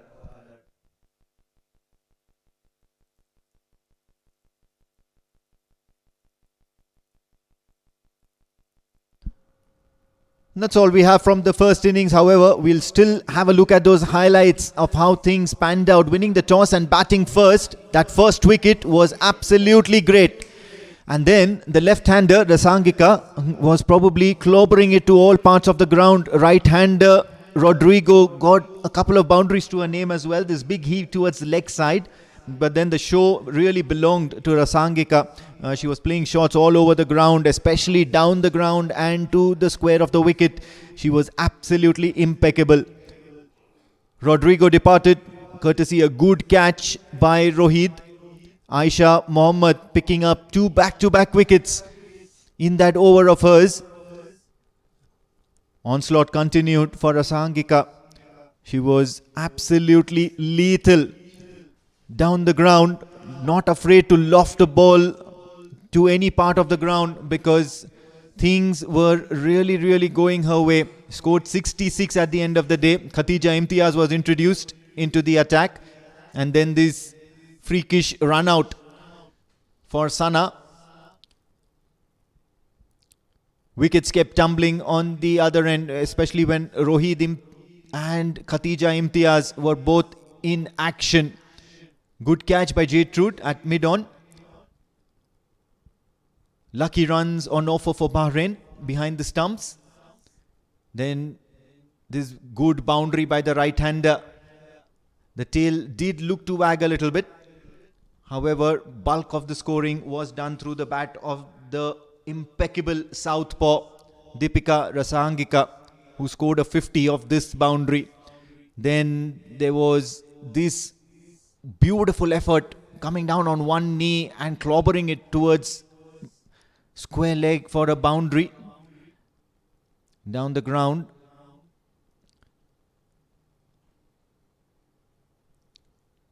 Catches being dropped. Not a great day for Christina. And then there was Khatija Imtiaz, who once again proved to be very effective, picking up wickets to her name. Finally, Jaytrude Chandiru picked up the wicket of the left-hander Rasangika, who had to head back. A first ball boundary, and then Jaytrude picked up another wicket courtesy that LBW decision. Abesekara just winded things up for Qatar as Bahrain ended on 121 all out in their allotted 20 overs. So 122 runs needed. Whether Qataris will be able to chase it down or will Bahrain step up to the plate and prove too good for them, only time will tell on the other side of the break. Do stay tuned.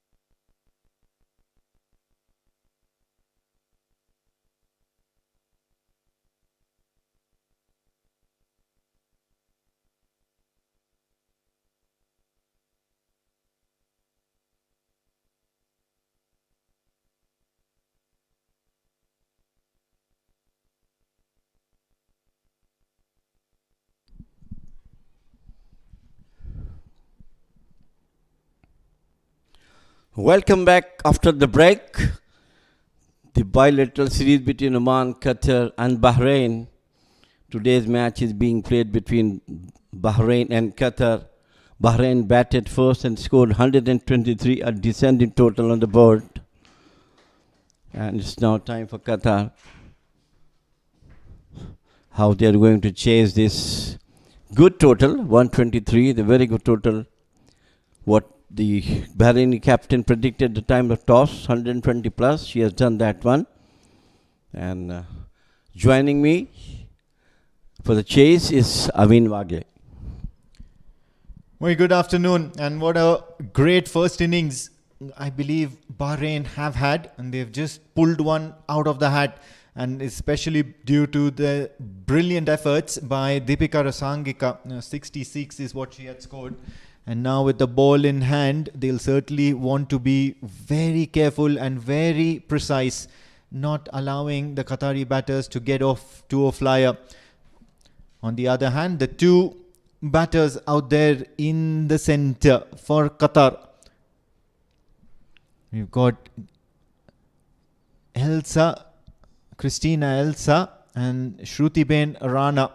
A change or a shuffle for opening batters. It was Jetrude Chandiru against Oman, who scored a brilliant half century, fighting knock,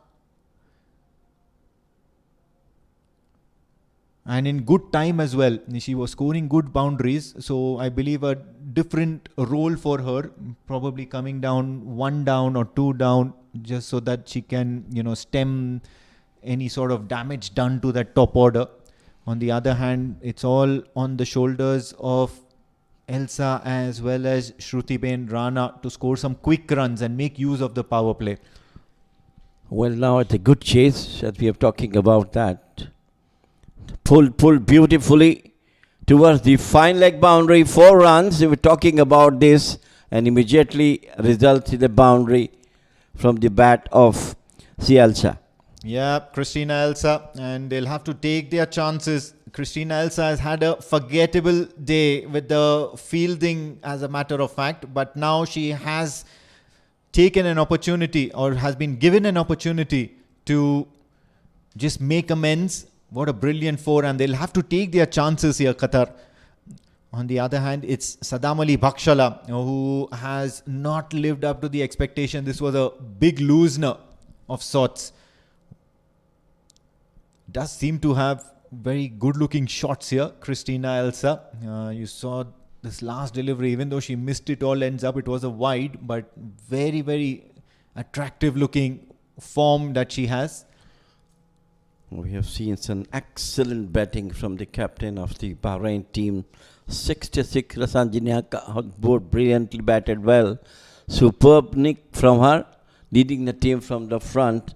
And we were talking about that it's difficult. What you say at the time of the toss, she has proved it true. 120 plus they have done. Oh yes, absolutely. And when you know that your team has amassed a good total and you yourself have scored quite a lot of runs, you really want to back yourself up and make sure that the rest of the team contributes in the field. At the moment, apart from that loose delivery, or rather 3 loose deliveries, which went for a boundary and a couple of wides, Saddam Ali has certainly looked to keep things very quiet, asking the batters to take the risky option of going over the fielder. But a big fan of the way Aisha Mohammed marshalled her troops. The field placements have been really wonderful. Not sure if Bahrain can manage to do something similar. Well, Bahrain has to curb actually the wides and the extras. This is very, very important for them. They do have scored a good, decent total on the board, but the time has come for them to prevent those wides and extra runs, which gives the leverage to Qatar to reach that target. And the way both the batters, Shrudi, Rana and Sialsa, shows that their intent that they are looking for the runs.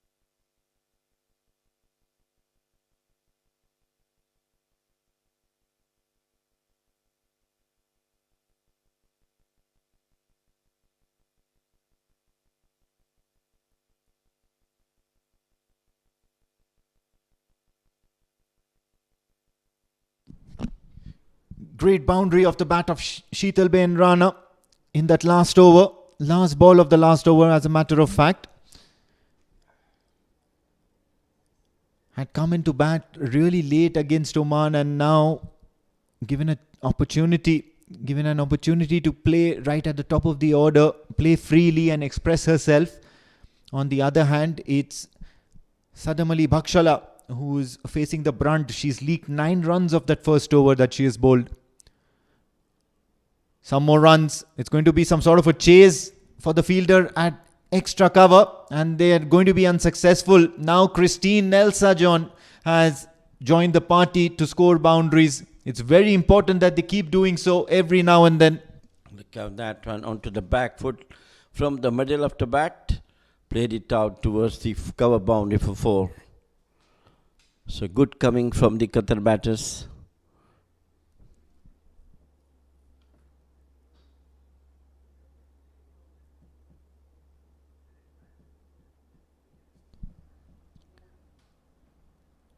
At the moment, 5.72 is the required run rate, and that will only last as long as they keep finding boundaries on a regular interval. Sadam Ali Bhakshala under fire at the moment. Under pressure. You've already conceded a boundary, and now when you say that you need only about 6 runs and over, less than 6 runs and over, shots like these by Christine Elsa will only mean that the Qataris will slowly and steadily go into a comfort zone, into a comfortable position from where things will start looking very easy to reach that target. Well, I think they have decided that at least 1 boundary in each over will make them once again beautifully played. Similar shot through the cover and extra cover for second boundary. Well, 1 boundary, make that 2. And Sadam Ali Bhakshala immediately under pressure. This one was clobbered down the ground. Mid-off had no chance. This was precisely placed between cover and mid-off. Great shot here. 8 runs already from this over. They'll start breathing easy, and this is what you mean by making use of the power play. Those additional fielders inside the circle. Another shot down the ground, this time straight into the hands of the fielder. But look at that effort. Running between the wickets, spot on. Christine Elsa is doing really well. Taking the singles is, of course, a boundary and then a single. That's the right way to do so. There's a hurry and nicely came in at the right time. The bails was off. So good going for Qatar. Absolutely brilliant. They are going ahead their target. Run rate 9.18 they have achieved in the third over, which is absolutely brilliant for them. The Rasangika is not bowling well. She has given a lot of runs in the first over and the second over as well.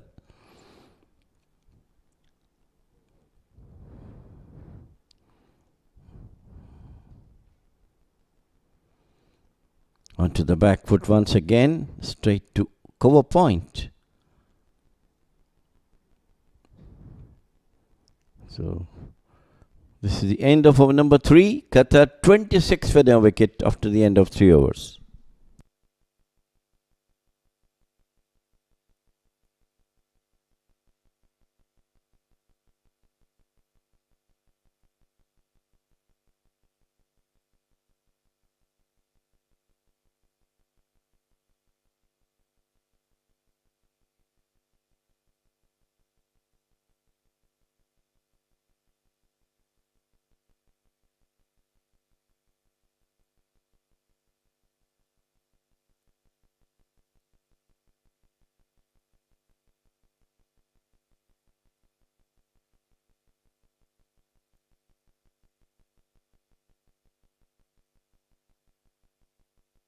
Shot.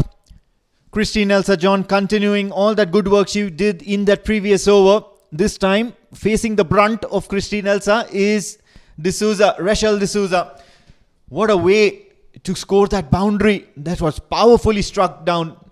It was a bad delivery outside the off stump, and very rightly so from the middle of the bat through the extra cover. No one is going to chase it. Perfect shot. 4 or more runs for Qatar. They are doing well, especially See Aisha, he's really looking great today. Trying to get that down the ground once again, and all she'll manage to do is to get herself onto the non-striker's end. This is good cricket. You score a boundary and then rotate strike. Do not allow the bowler to get on top of you to allow those dot balls. And also this will help Sheetal Ben Rana also to join the party.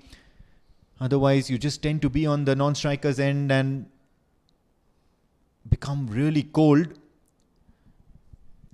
This was a good delivery down the outside the upper stump. But I think the Qatari batters do realize that yes, they have to collect as much they can in the power play. Nothing wrong here from Rachel D'Souza. She's bowling with decent pace. She's got a good action as well. What she really needs to improve upon is to keep it wicket to wicket and vary those lengths.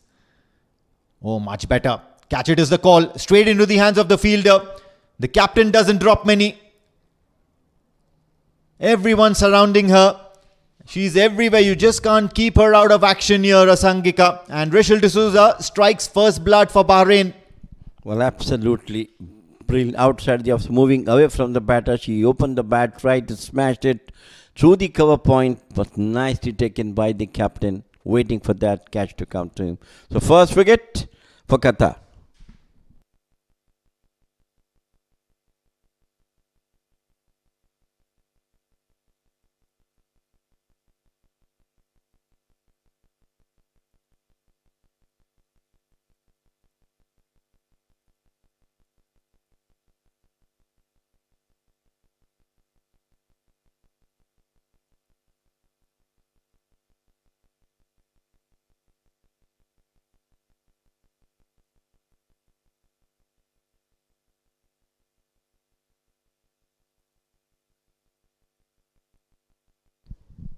Enters the big name here, Gertrude Chandiru. She's fresh off a big half-century effort. Scored as many as 60 runs plus against the likes of Oman. So certainly somebody to watch out for. Can she just continue that onslaught that Christine Elsa John has inflicted upon Bahrain? Or will this be a damn squib? At the moment, Chandiru is the one to watch out for. Oh, this is a good appeal. Up goes the finger. Gertrude Chandiru has to depart. It's a big wicket for Bahrain. A dangerous batter back in the hut with the faintest of edges as umpire Zaman raises his finger. Well, what a comeback from Bahrain. At one stage, things looks good for Qatar. And it was none other than D'Souza who brought 2 wickets in 2 deliveries. The first one was caught by the captain, Amerat, and now it was caught behind by the wicket keeper. As correctly mentioned, it was faintest of the edge.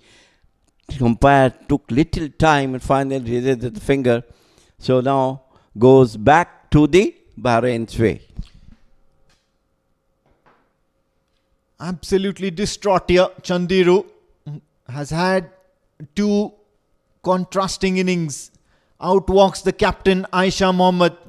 Can she stem and repair the damage done here by Rachel D'Souza? 2 back-to-back wickets. Went for a boundary first ball up courtesy Christina Elsa. And now bounces back with 2 back-to-back wickets. What a turn of events here. Facing a hat-trick delivery. Last ball of the over. Christina Elsa John is on the non-striker. Rachel D'Souza. Oh, just not able to meet the expectations here. Looking for the second run. Everything is happening out there in the middle.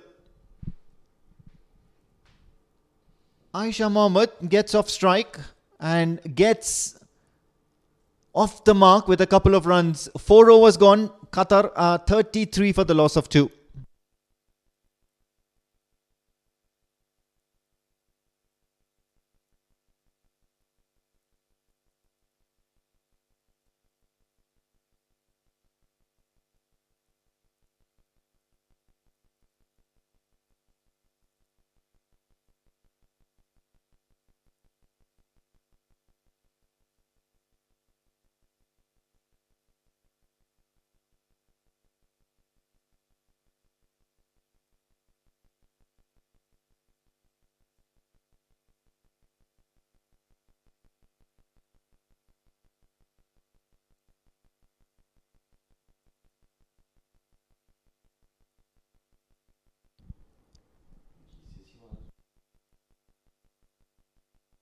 Women's triangular series, and Bahrain and Qatar are battling it out there in the middle. This one's cut well, and I think it's straight into the hands of the fielder, a waiting fielder. So sweeper cover will probably ensure that this one's thrown back to the keeper. Only a single. Bakshala, Sadam Ali Bakshala still continuing. Well, Aisha has to play the role of captain as her counterpart Rasangika has done for her team. Came at the same time now, and she has to take the cue from the Qatar so that they can come up too. Played it out nicely for the singles. Couple of boundaries, one boundary in each over for Aisha might be good for Qatar.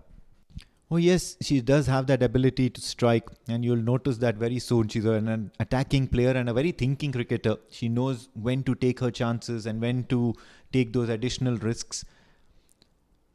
The last game against Oman, she came at a time when Jaytrude Chandiru was the only one who was looking to score some big runs and had to keep company. But that asking rate was just not good enough for Qataris to match. So this is the beauty of this game. Chandiru, who did a superb job against Oman, a fighting knock of 62 runs, and in the next match got out to the very first delivery she faced, got behind. Played it out once again to the gap, and it's going to be 4. Yes, that's what we are talking about. I mean, a boundary in each over will definitely benefit Qatar. What's important, it's come off the bat of Christina Elsa, and that means that she is certainly not gone cold on the non-striker's end, because she's seen two of her partners back in the hut. At the moment, they should be finding solace in the fact that she is certainly looking to continue scoring and scoring big. She's looking to play her shots.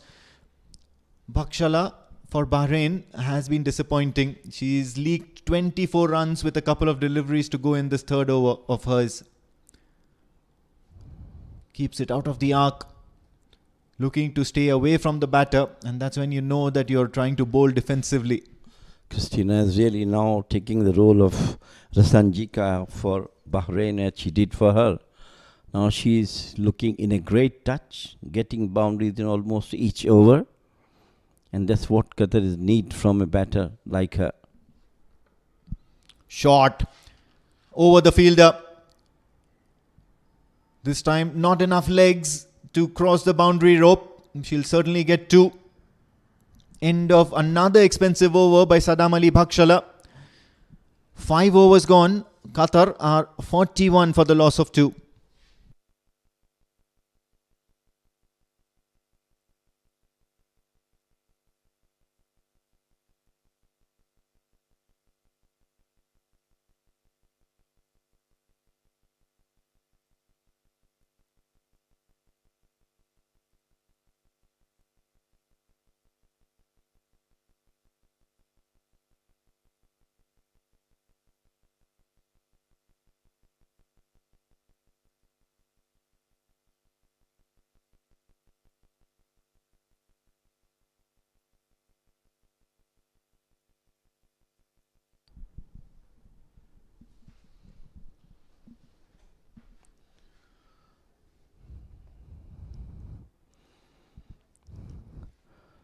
So far, Qatar is going, according to their statistics, going on 8.2 runs an over, which is quite good for them.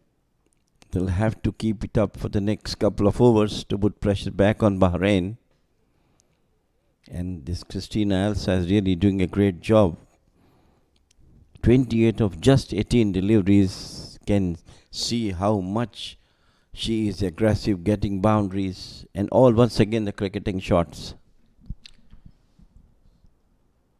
Oh, what a great delivery. Getting that outswing very late after delivery, Rachel D'Souza. We've seen almost all the bowlers getting that sharp in-swing to the right-handed batters. Rachel D'Souza, one of the only ones I've seen who's looking to move the ball away from the right-handers. And that possibly creates a little variation on offer. And that was probably one of the main reasons why she got that big wicket of Gertrude Chandiru. Down the ground, looking to scamper for a single, but denied. The fielder a little too quick for comfort. She is intended to board outside the off stump with a bit swing in her bowling. And the wicket she got in the last over was of this Chindar, what's her name, the Chindiru, who got behind. Good line and length she is maintaining. Look at that one. This is the right turn. Played it out beautifully through the mid-on boundary for 4. Lovely shot. Diving effort by the mid-on fielder. Cannot stop Christina Elsa. She's looking to score boundaries at will at the moment. It did seem like a very difficult chance. However, a slightly better effort by the fielder at mid-off, or rather mid-on, would have certainly made it at least a couple of runs short. Nevertheless, it's going to be a boundary to the name of Christina, and this required run rate now being made really easy. Down the ground, did find the toe end of the bat. A dot ball, and that will be very good for Rachel D'Souza. Christina is doing the role of the captain of Bahrain, what she did when she came to bat on. But this girl is really doing great job for Qatar, playing attacking cricket, and all played shots she has played, all cricketing shots, no slogs, no cross shots, straight away. Beautiful batting from her. Away swing once again. Looking to scamper for a single. Will get it successfully. This is good cricket here because Christina is certainly striking the ball well. So Captain Aisha also realizing that she needs to back the batter in form, the batter who's doing bulk of the scoring. Now what this does is this last ball of the over, it's the last ball of the power play. This becomes some sort of a free hit for Aisha. She can look to aim it anywhere, because on the other end, Rachel D'Souza is looking good. Full toss. Oh, and she capitalizes this one. Deep mid-wicket is a vacant area. And Aisha Mohammed capitalizes. What an end to the over. 10 runs from this Rachel D'Souza over, who was looking quite threatening and bowling so well. End of the power play phase as Qatar find themselves at 51 for the loss of 2 wickets after over number 6. Juicy full toss and equally dealt beautifully by Aisha for 4. These are the last couple of boundaries that has been played by the ball batters. Highlights you can say rather. This was played it out between cover and point for the boundary. This time once again to the same spot. Another successive 2 deliveries, 2 boundaries in that over. And this is once again played it out to the extra cover for 4. And that is the wicket that they were looking for. Brilliantly taken by the captain. Gertrude couldn't contribute much. And then the boundaries continued from the bat of Christina Elsa. Down the ground is her favorite location, and she certainly looks very, very attractive when she does that. And then that final boundary on the final ball of the power play, where Captain Aisha capitalized the situation, on the situation. So good cricket here from Qatar. They've lost a couple of wickets in a flurry. However, they did not allow the Bahraini bowlers to bog themselves down. Looks to cut. Another powerful shot from Christina. This is an onslaught, and Christina certainly seems to be on top of the Bahraini bowlers at the moment. A boundary to start the post-power play phase. Exactly the same thing what the Bahrain captain did when she was batting, and Christina is really doing the same job. Look at that one, onto the back foot, beautifully played, right from the middle of the bat toward the cover point boundary. What a knock from her. Under pressure, Swarna Lata Nuna Oh, another shot, this time on 1 foot. There is a fielder who tried to cover a large distance to prevent a boundary. However, this will not prevent Christina Elsa to get another couple of runs to her kitty. 39 of 24. What an innings she's turning out to play for her nation.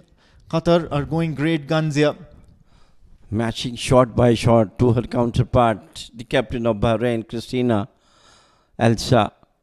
This time onto the back foot, played it out with force a bit, but got a single. A great comeback by Qatari batters.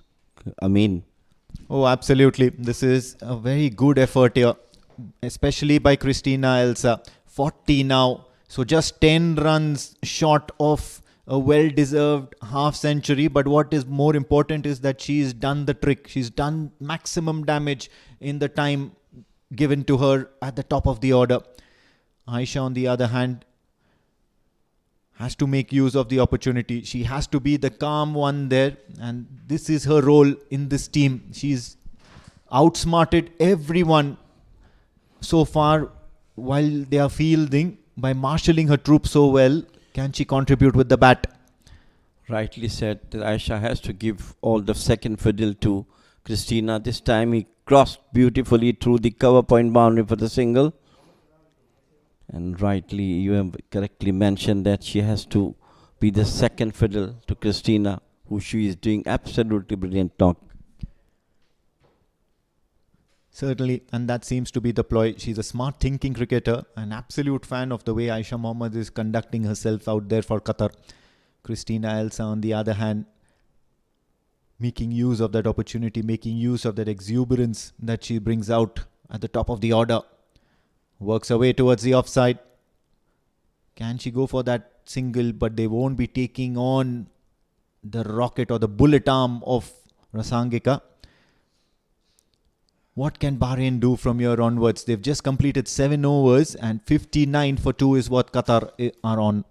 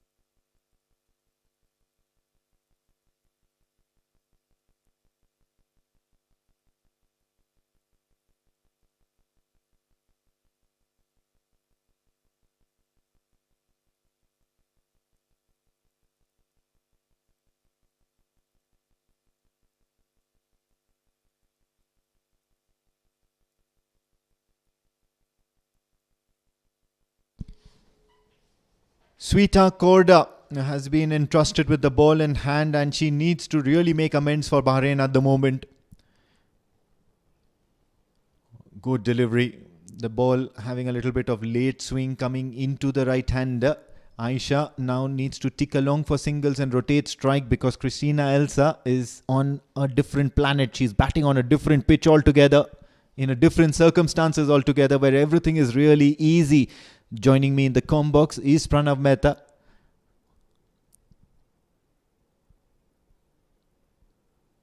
Hit hard towards the offside, straight to the fielder. Pranav, what do you make of the way Christina Elsa has batted? 26 ball 40, and especially most of the runs came after the first 2 wickets fell. There's only one way to put it. Christina Elsa and Qatar are batting Bahrain out of the game.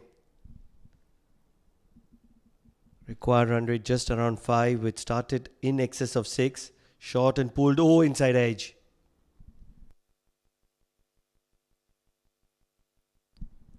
Trying to manufacture something which is not there at the moment is Bahrain, because Qatar have put them under the pump.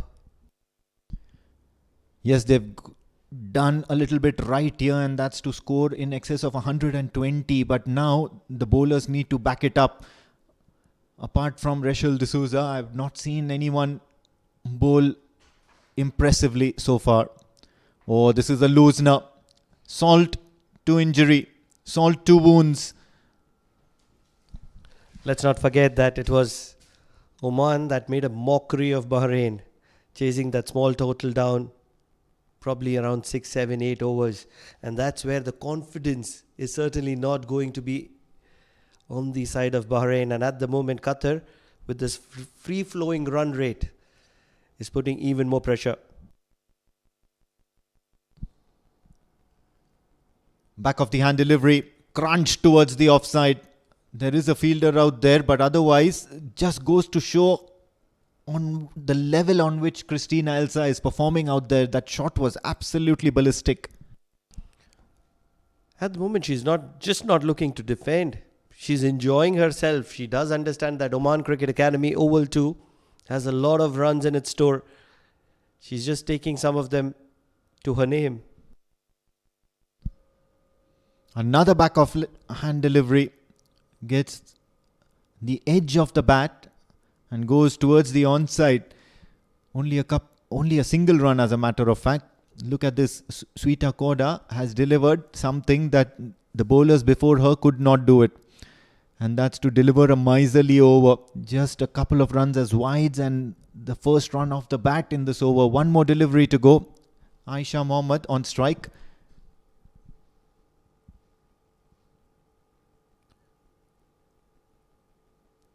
Good delivery.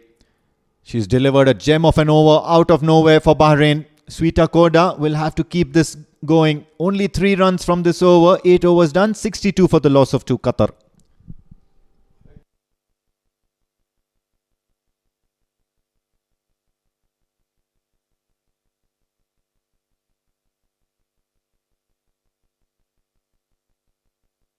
So that's how it's been panning out so far for Qatar.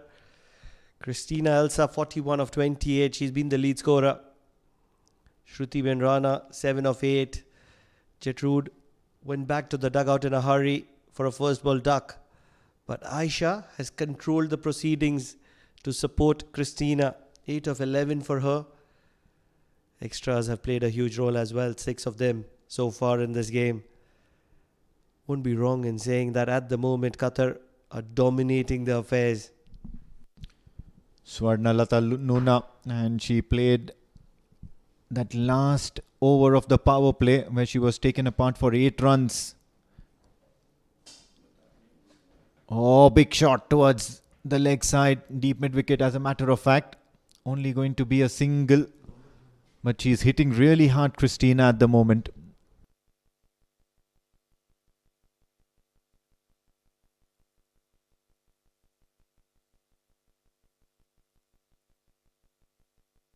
Looking to angle it across away from the right-hander. Aisha Mohammed comes down on it heavily. Works it away towards deep mid-wicket. Only going to be a single. And this will work. At the moment, this will work if they can take the game a little deeper. Take the game till the 15th, 16th over. Accumulate 5, 6 runs. On some occasions, 4s will also do. Oh, back of lane, and that's pulled and pulled really well. Probably it was a catching opportunity which has gone down begging. But the kind of effort, the ball was travelling. It's probably ricocheted off her forehead. Everybody is gathering towards her. These are not visuals that you want to see. She's in certain trouble.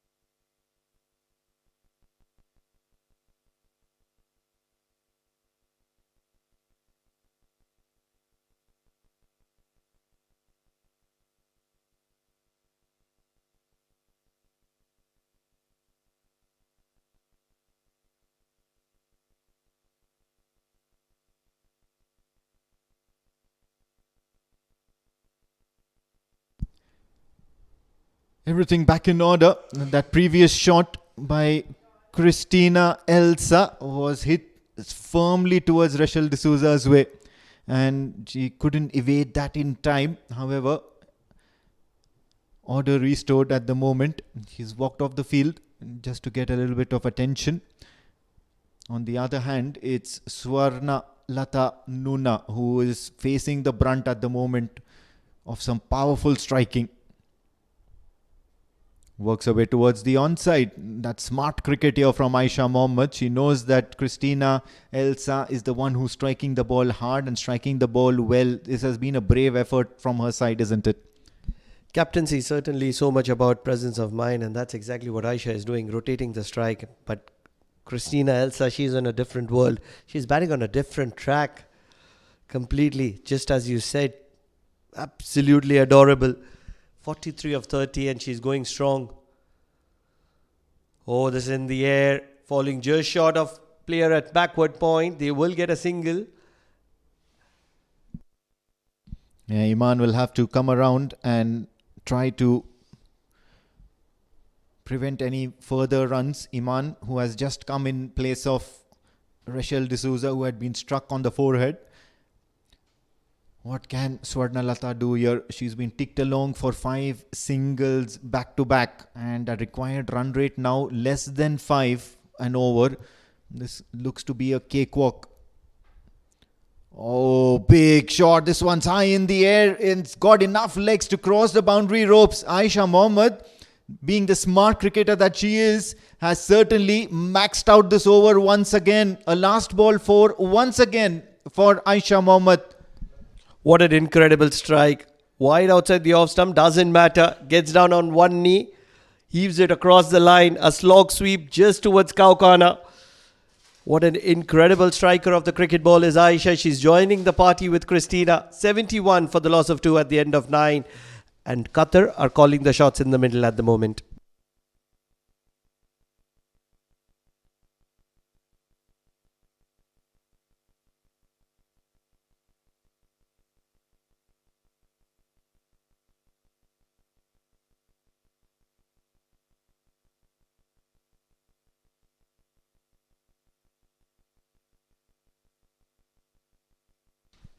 Delivered a gem of an over against the run of play. Sweeta Koda.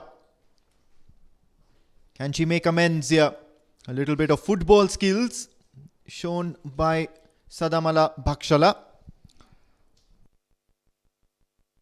Only a single. Aisha Mohammed will have to play a little bit more than a second fiddle here from here onwards.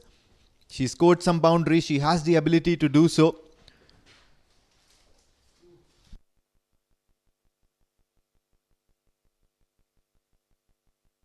Works it away towards the onside. Only a single, a quick single as a matter of fact.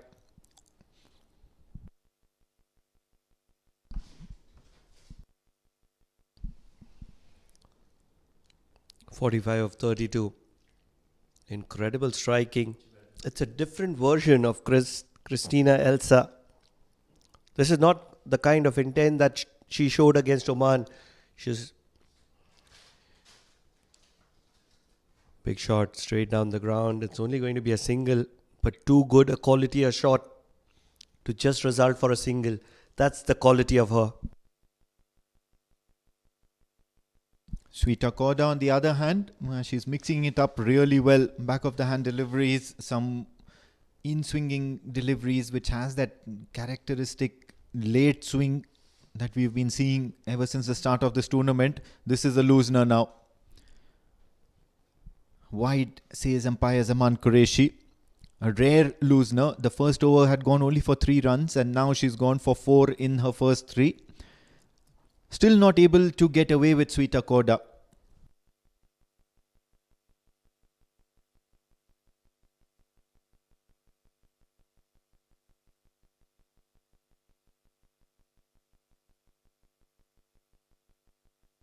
Oh, big shot. Looks to go for the big shot. All she's going to manage to do is just bump it towards fine leg for a single.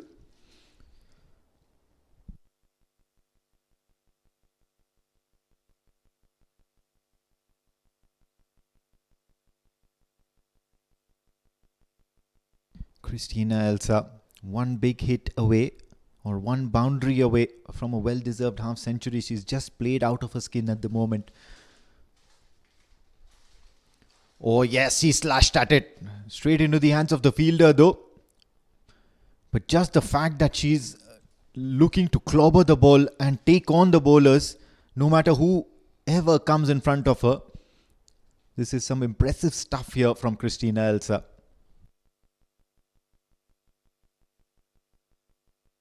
One ball away from the halfway stage. They'll certainly be looking to get there without any further damage. They wouldn't mind crawling there as well. 77 for 2 at the halfway mark is certainly commendable.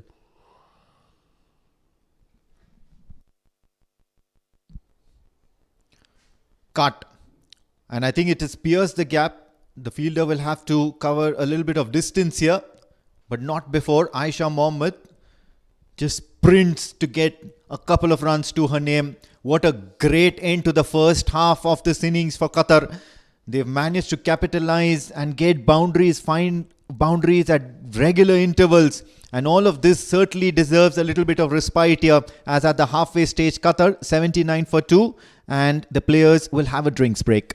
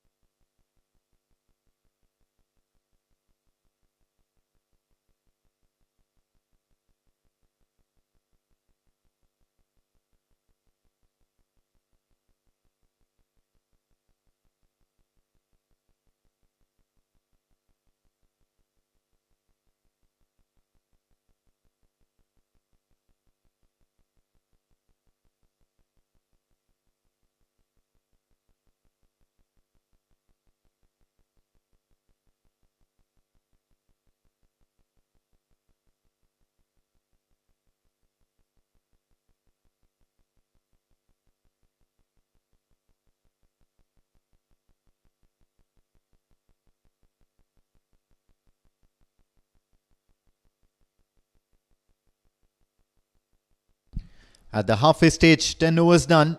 Qatar are 79 for the loss of 2 wickets. They need 43 runs of the remaining 60 balls. 4.3 runs an over is the required run rate at the moment. That doesn't seem to be posing too much of a problem for the Qatari batters. On the other hand, Bahrain have decided to summon the services of their captain, their skipper, Rasangika.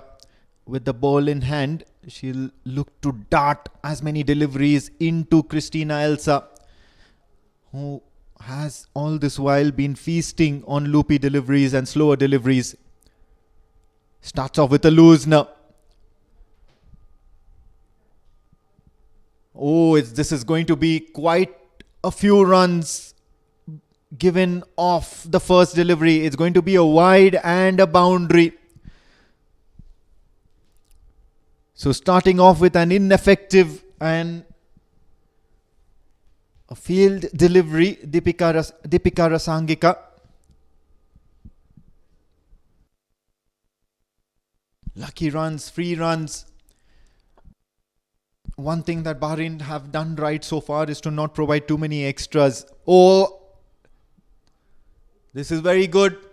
Immediately responding. It's a wicket, and it's a big wicket of Christina Elsa. She has to walk back as Rasangika strikes, castles her. Another loopy delivery getting the better of the batter. This is good stuff here from Rasangika. Gave away 5 wides and now picking up a wicket. And most importantly, it's the wicket of the hard hitter, Christina Elsa, who's fallen short of a well-deserved half-century. What can she not do, Deepika Rasangika? Brilliant contribution with the bat to make sure that her team was in excess of 120. And now, when her team was under pressure, bowled a gem of a delivery. It just held its line, and that gap between bat and pad was sufficient to disturb the stumps. The player in form, the player who was making that impact, Christina Elsa, is back in the dugout. Can this be the opening? Can this be the entrance for Bahrain back into the game? Got to be easily said than done, because at the moment, walks out to the centre is Krishita Sarvanakumar, and she's just played one down the ground for a very, very good single. Struck the ball right onto the middle of the bat, so certainly seems to be coming in with some form as if she's just come out of the nets. Loud shout. I think the ball pitching outside leg. She's asking the right kind of questions. The leg spinner. She's been one gem of a player. To be the captain of a side where Chamaria Tapatu has debuted, she's certainly one gem. Oh, big shot. High up in the air. 2 fielders converging underneath it. Not able to hold on. In the process, Qatar will get a couple of runs. But for a second, it could have been 2 strikes and an over, and both the set batters could have been back to the dugout. Oh, well, absolutely. How crucial was that? And what's also important to note is that Aisha Mohammed immediately started going for a couple of runs. And now she's back on strike. She's not afraid to take those risks. Cut well. There's going to be some sort of a chase. And that chase will be won by the bowler. Not even football skills is going to prevent Aisha Mohammed from scoring that boundary. It deserved a boundary. It was cut really well and placed in the right manner. It's been a very expensive over from Deepika Rasangika, and it's continuing to flow in favour of Qatar. But the only thing that is in favour of Bahrain is that big wicket of Elsa. They need many more of these, and they don't have a lot of time because there's 30 required, and there is ample amount of time left in this game. Oh, this is in the air. Lands in no man's land. And that's going to be the only reason why Aisha Mohammed is going to get away with it. An expensive over, but a very successful one because they've seen the back of Christina Elsa, who was looking to score big. 14 runs of this over and a wicket. Qatar find themselves at 93 for 3 after 11.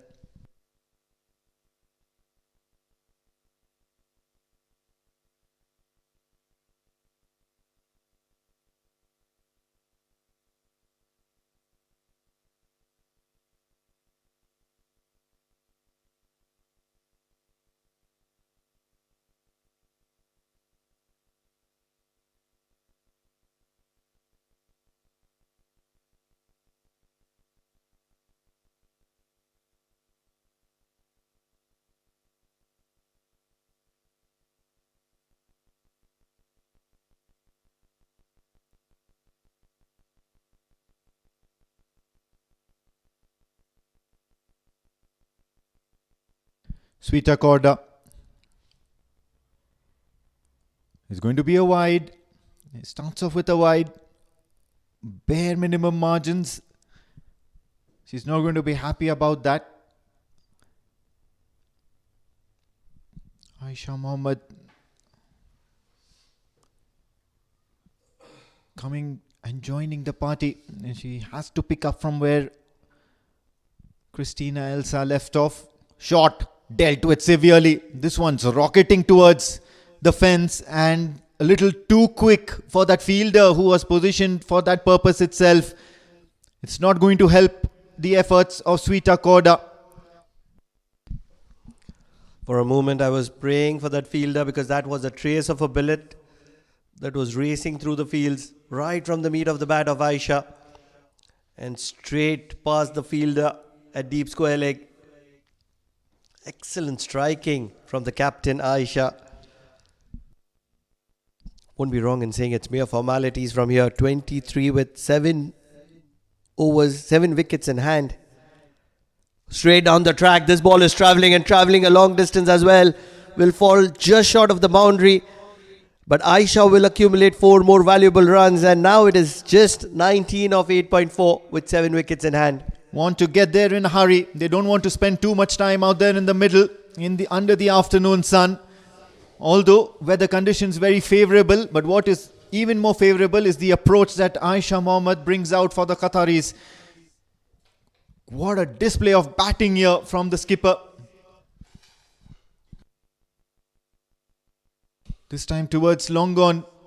The fielder there will only keep it down to a single, but I think the damage done in this over. A couple of boundaries against the best bowler of the Bahrainis, Sweeta Korda. What has impressed me the most about Aisha is that she was happy to be playing the second fiddle when the entire domination was from her partner Christina Elsa, and all of a sudden she's put the car in the 5th gear, maybe the 6th gear, and she's speeding across.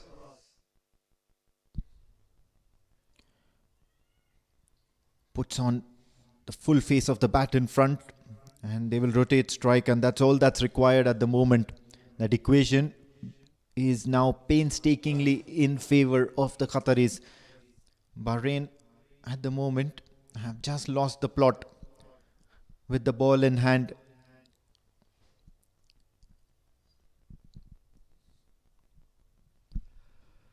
Another big shot. This is high up in the air. The fielder does well to just managing to keep it in. It was met by some applause from her teammates all around the ground. However, have a look at that.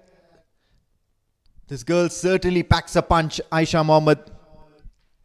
She's breathing fire at the moment. Won't be wrong in saying that. 106 for the loss of 3. Qatar are cruising here. Just 16 required. They have ample amount of time, ample amount of wickets. Oh, well required to reload that one. It's going to be a very long over. It's already conceded 13 runs of this over with the ball to spare. Just when you thought that you bowled a very good over, Sweeta Korda went only for 3 runs in that first over of hers, and now just taken apart. Good delivery to end with. It's still going to be expensive. It's still not in favour of Bahrain, as Qatar are on 107 for the loss of 3 after over number 12.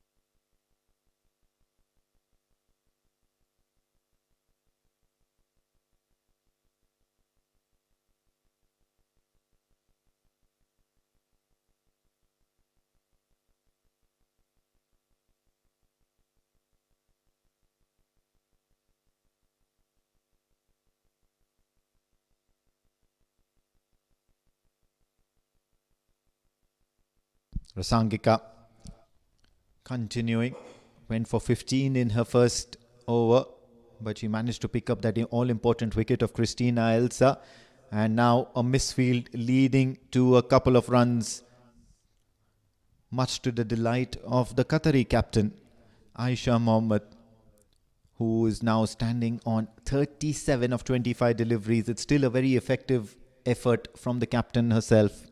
Effective and probably one of the biggest contenders of the player of the match. 37 of 25 and 2 wickets with the ball in hand. And obviously that all-important captaincy, the way she's controlled the troops. I know it doesn't showcase in terms of numbers, but I think she's done incredibly well with as a captain. Yes, a very, very light-hearted player. She's always smiling, but at the same time, very serious about the business.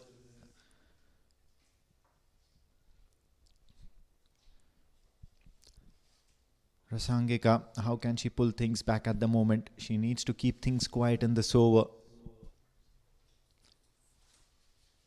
Looks to chip it towards mid-wicket. Only going to be a dot ball.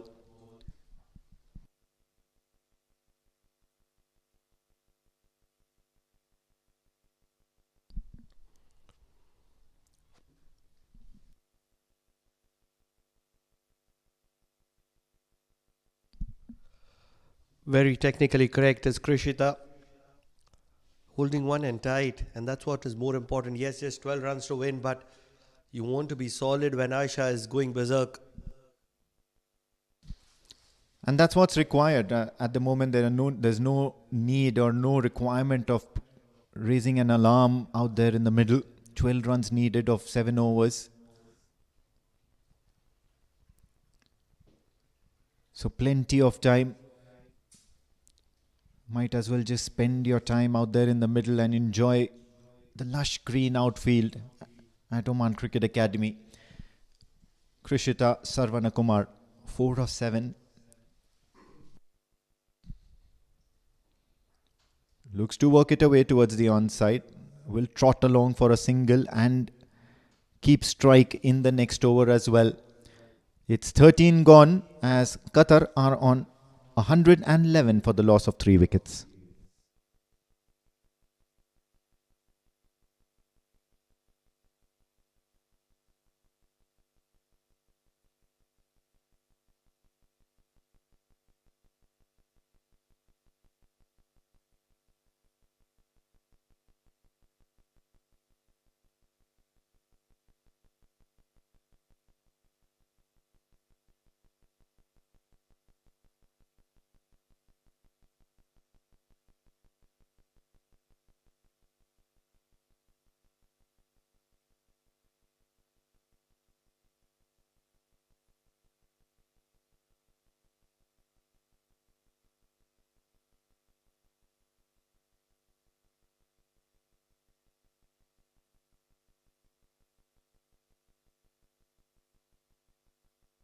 Sadam Ali Bhakshala has been reintroduced into the attack.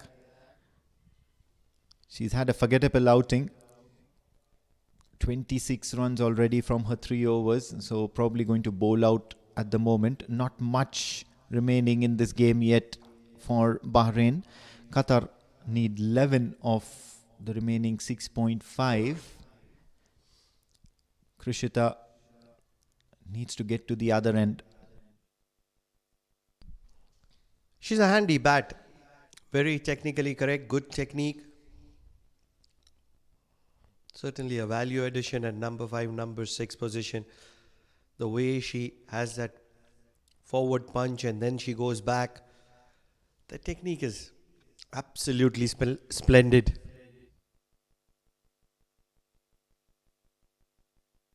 You'll normally see that a lot with women cricketers. They normally go through the rigors of coaching and technical training.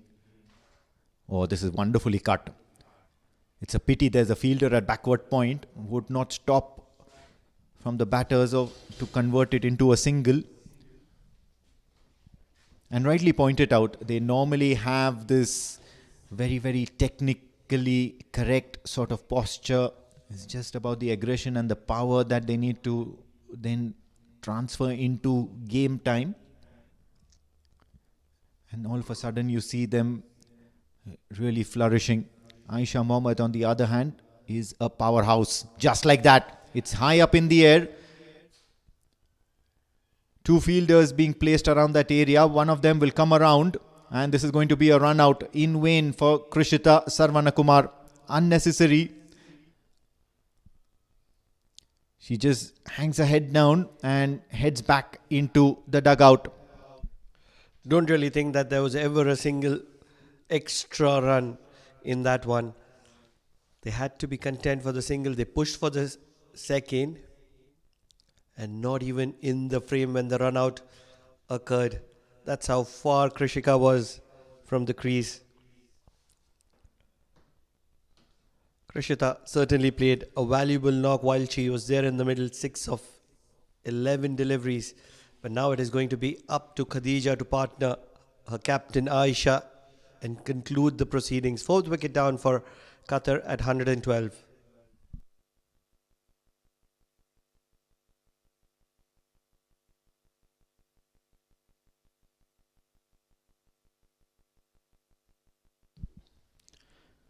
Plays it towards long on. Aisha Mohammed.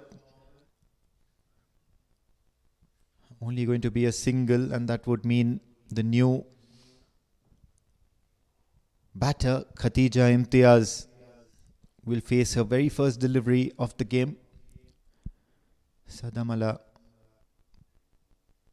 Bakshala, and she's managed to get a wicket, or rather effect a run out, but otherwise has had a very forgettable day so far. Yeah, better sense prevails. They don't want to be taking any further risks. Yeah, it's going to be the end of the over with a dot ball. It's 114 for the loss of 4, Qatar.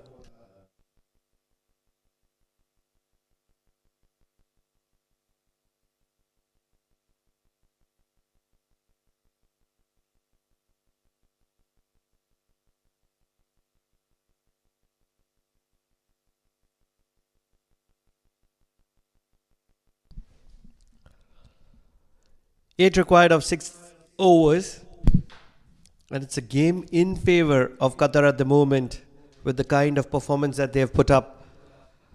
Joining me in the comm box is a senior statesman, Jamil Zaidi. Jamil bhai, pretty happy with Qatar, isn't it? It all started with the top order prowess, and now it is the captain who is showing the better sense. Absolutely spot on. Yes, absolutely brilliant chase by Qatar. At one stage, things looks to be a bit difficult, but Christina has done a great job by giving them a brilliant start, and now that's been followed by the captain Aisha Khan. Really, I like her running between the wickets. It's absolutely brilliant. An absolute perfect all-rounder with the ball in hand, very effective with the bat in hand, the kind of power that she possesses, decent fielder as well.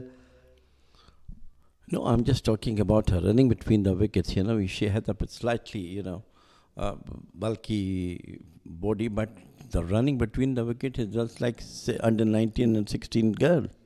Absolutely, she's just following my footsteps. Everything don't take on you. You were ever like this. What now you are? Maybe 5 kgs less. Fun on offer, always in the comm box whenever there is the senior statesman Jamil Zaidi. Fun on offer. Oh, cut well in the gap. And every time that the ball crosses the 30-yard mark here at the Oman Cricket Academy Oval 2, it will certainly race towards the boundary. Well, once again, a beautiful, well-timed cut. Look at that one. Waited for the ball to come. Cut nicely. Off late. Piercing the gap between gully and point. And it's 4 runs. And none other than the captain herself. Aisha Muhammad. Ishwat Imtiaz, I believe, who did that one. But very nicely cut. And they are almost 120 now. A couple of runs. And then the victory will start. Scores are level. 121 runs apiece, courtesy of a bye.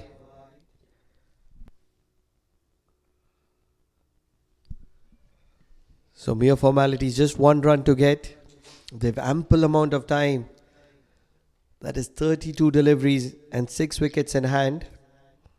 Aisha, the captain on strike, would want to finish off in style, would want to finish off with the bigs. Oh, they've all come out to celebrate.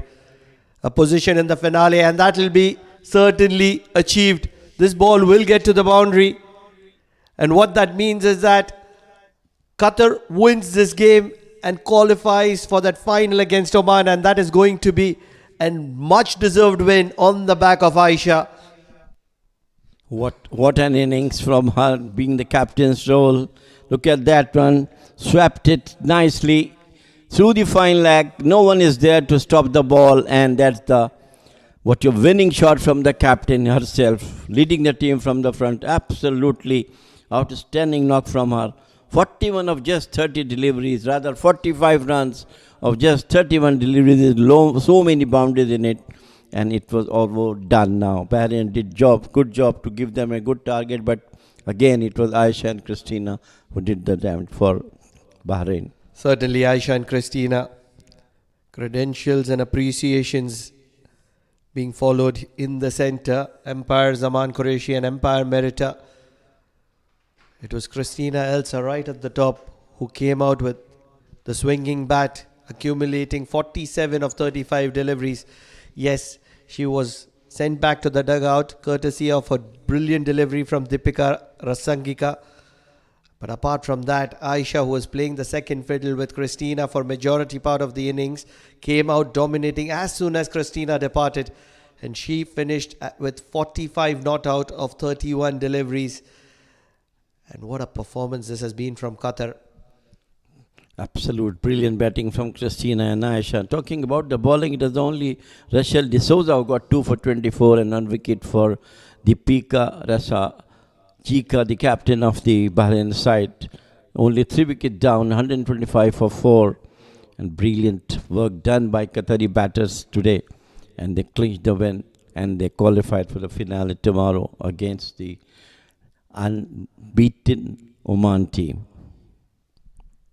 So final confirmations, Bahrain that poised 121 all out, bearing 3 balls to spare. It was all on the back of the captain Deepika Rasangika.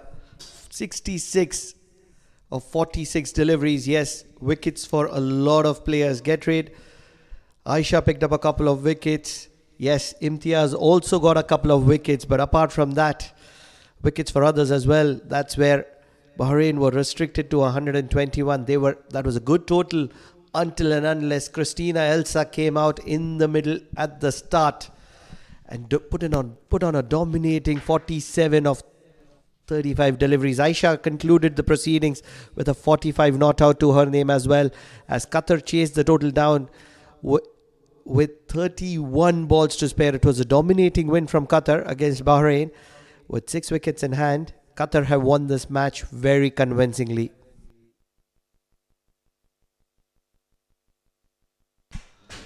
Into the highlights, it was Christina right at the top, which came with the mindset and the mentality to dominate. There was no answer whatsoever from Bahrain. She was happy to be playing her shots, free-flowing shots all around the ground, whether it was the offside, whether it was the leg side, it did not matter. She was happy to throw a punch, and almost everything came from the middle of the bat. Hardly any opportunities whatsoever for Bahrain, and that is where they were only receiving the brunt from Christina Elsa. Yes, she was partnered by a few who couldn't get many, and they departed from the other end. 2 back-to-back wickets, and all of a sudden it felt as if Qatar is going to be under pressure, but that was not the case, because Christina Elsa continued to make a merry from where she was restricted and stopped at the other end. And joining her to that party was Aisha, the captain of Qatar, and she was here to make an impact as well, and she was making a point that Qatar deserves to be holding on to that final spot in the finale. Some good slog sweeps, some good power. Christina Elsa was very effective and very impressive unless and until this ball came in to effect where she was castled. But apart from that, great batting from Aisha to make sure that she concludes the proceedings from Bahrain. Yes, the power towards the end was too good for Bahrain and didn't give any chance whatsoever to Bahrain to come back into the game. She was happy to be taking the aerial route. On a lot of occasions, she was not able to clear the boundary, but on this occasion, she ran Christina, Elsa, or rather one of the other players out. And that's where Khadija came into strike, but Aisha, with that slog sweep, accumulated a boundary to wrap the proceedings. It was a fantastic show from Qatar to dominate the proceedings against Bahrain. We'll take a short break here in the com box. On the other side, it is Amin Wagle with the post-match presentation.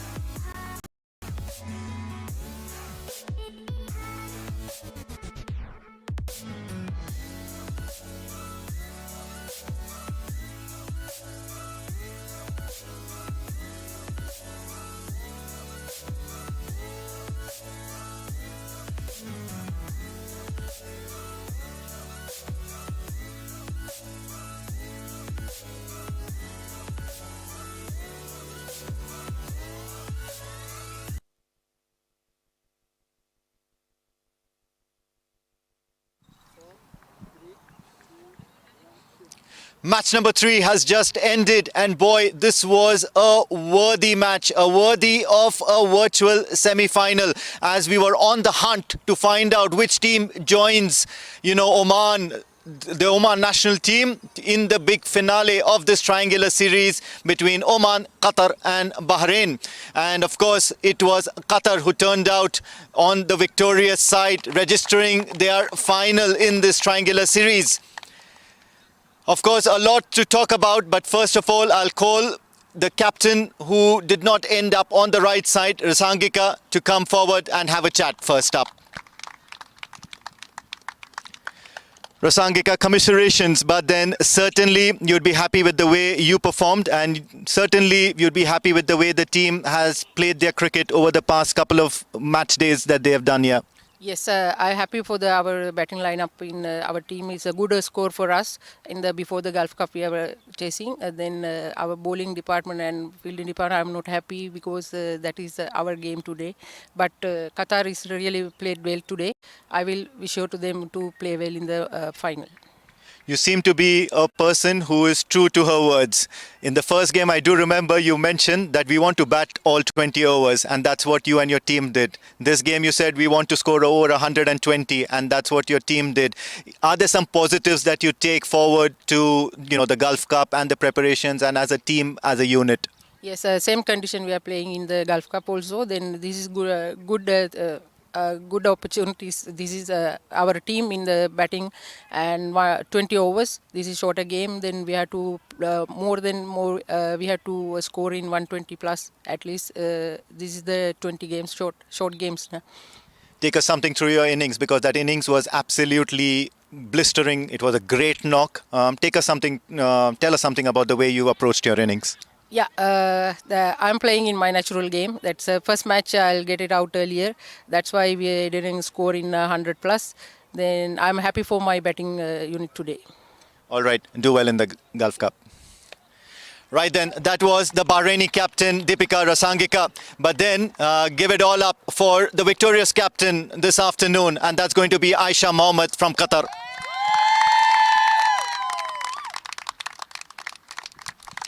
Aisha, congratulations joining Oman in that big finale of the triangular series. You must be happy with the way the team turned up today. Yes, sir, we worked a lot on the gaps. Yesterday we had a very, we can say a good game, but we fell short of few runs and a few bowling attacks. But now we worked, we went, and then we showed up today. Last game, it was Jaytrud Chandiru. This game, it seemed like Christina wanted to finish the game all by herself. But then certainly you should be proud with the way they did well today. I'm very, very proud how the openers, they did well, especially JJ, we call her JJ. She has been, the way she batted, tremendous batting from her side, and she's a very positive asset for us. And we hope that she performs more and get the better of the tournament. Happy with the way the team's shaped up? Have everybody got their own chances to, prove themselves out there? Or are there any more surprises that are coming up for Oman? For the surprises, you have to wait and watch. But yes, we have given all our players to play in the Oman match as well. Those who didn't get the chance in the Bahrain match. I think now overall they are confident, and we have to still work on for tomorrow's match, I think, for the finals, and we'll get back stronger. All the very best for the finals, but I'm not going to allow you to go anywhere too far, because the match official, Mr. Kartikeyan, will step in the frame to provide Aisha Mohammed as the player of the match. 45 runs in 31 deliveries that was studded with 6 boundaries, and of course a couple of wickets to her name in 1.4 overs, giving away only 11 runs. Aisha, I'll continue the conversation with you. Wickets to your name. You've been throwing yourself around on the field, being that key player, who everybody looks up to as a skipper as well. Is there something that Aisha Mohammed can't do at the moment? Inshallah, we will do our best. And the main thing is the next game, we have to be more aggressive and play smartly. Keep the basics, and inshallah we can do it. Much congratulations to you, and we hope you do really well in the finals as well. That was Aisha Mohammed, skipper of the Qatari team, and of course we would certainly want you to stay tuned. We've got plenty of cricketing action, not forgetting about that big finale tomorrow. Do stay tuned.